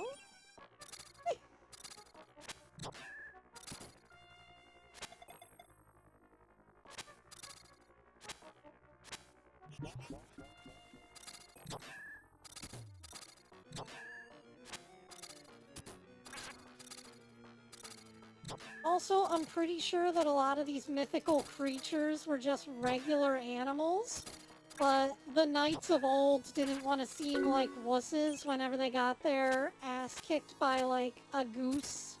So they called them drakes and made them out to be giant dragon things.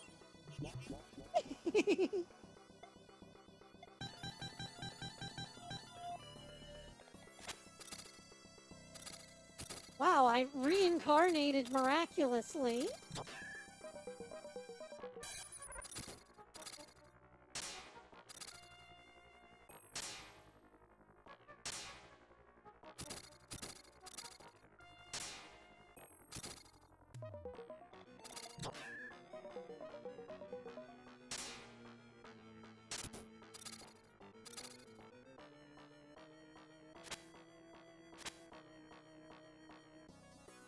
Actually, let me go down and find out what's in here.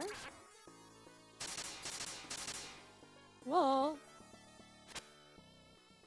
Things that I can't damage, that's what's in here. Aw, poor skeleton.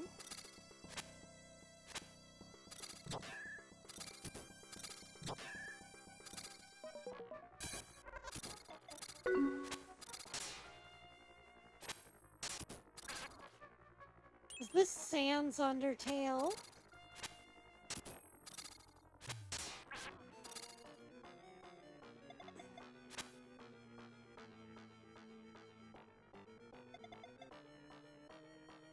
I don't know. Medusa can turn you to stone, so... Well... In the original myth, it said that she was, you know, not that pretty, though. I think they made her prettier in a lot of the non-original myth stories.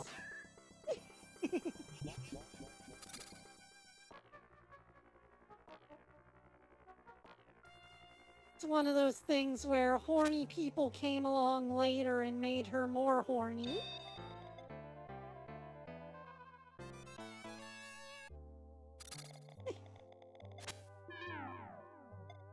Oh!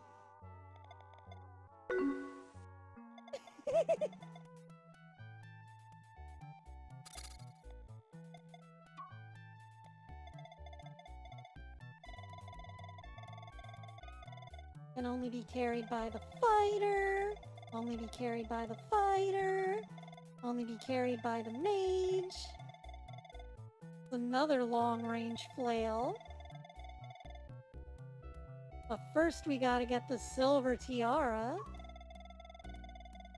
Leather suits can only be carried by the ninja. Man, the ninja's got one heck of a rack. Nope, that's everything. Now I've got an even longer range flail, even though it looks like it goes about the same distance.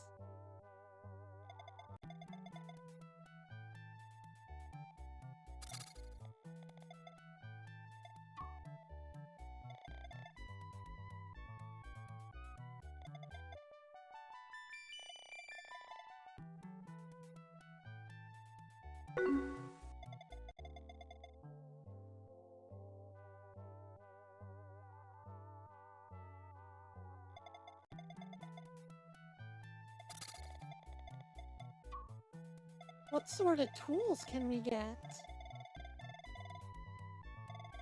We can get herbs, antidotes, additional time, or a silver key. Give me that key.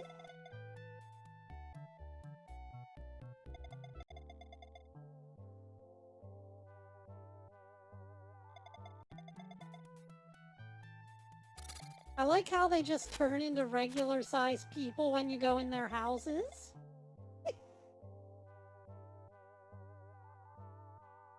Meanwhile, now I've got to waddle around here as a little dwarf-sized person.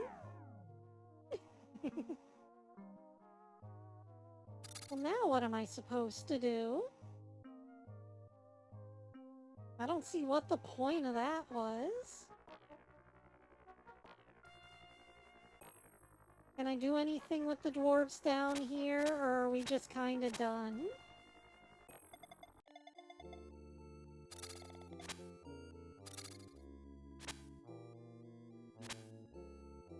Let me talk to this guy again. Nope. Nothing more to be done here.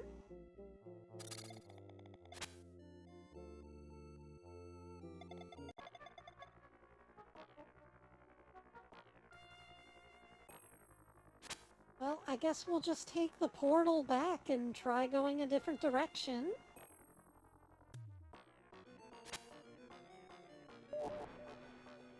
I mean, there is that girl that we saved, and she was like, oh, come back to my house so that I can give you a reward.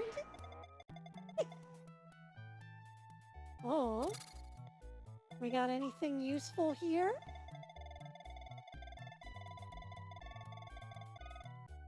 Oh, a cloak.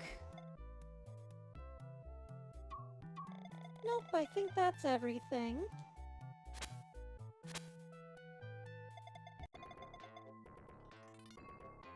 There, we should have more defense now.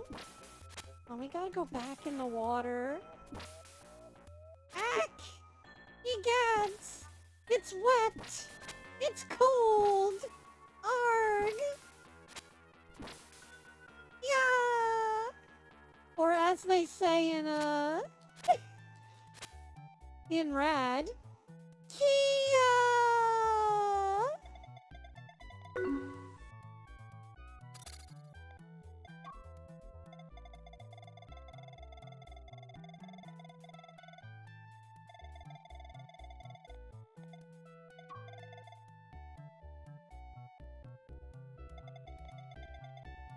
I'm just buying shit to be buying shit at this point.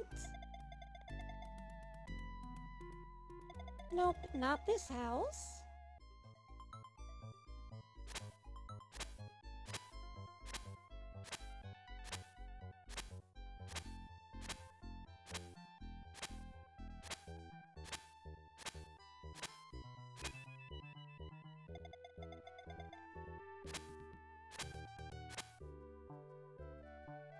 Oh, there's a portal here. Ah, this is where we got in. Well, I don't know where that girl we saved got off to. She said she was going back to her mother's house, but I don't remember where that's at either.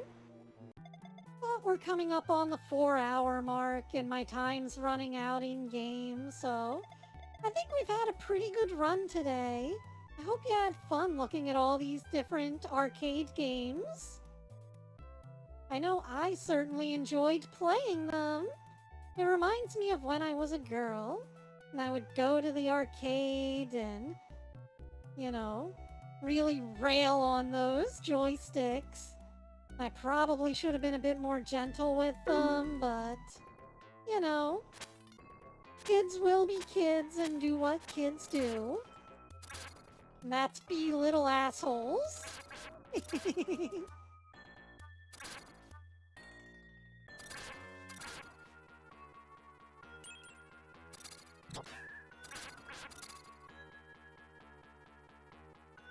So at any rate, big shout out to my patrons, Nerdy Neko Kit and Codarian.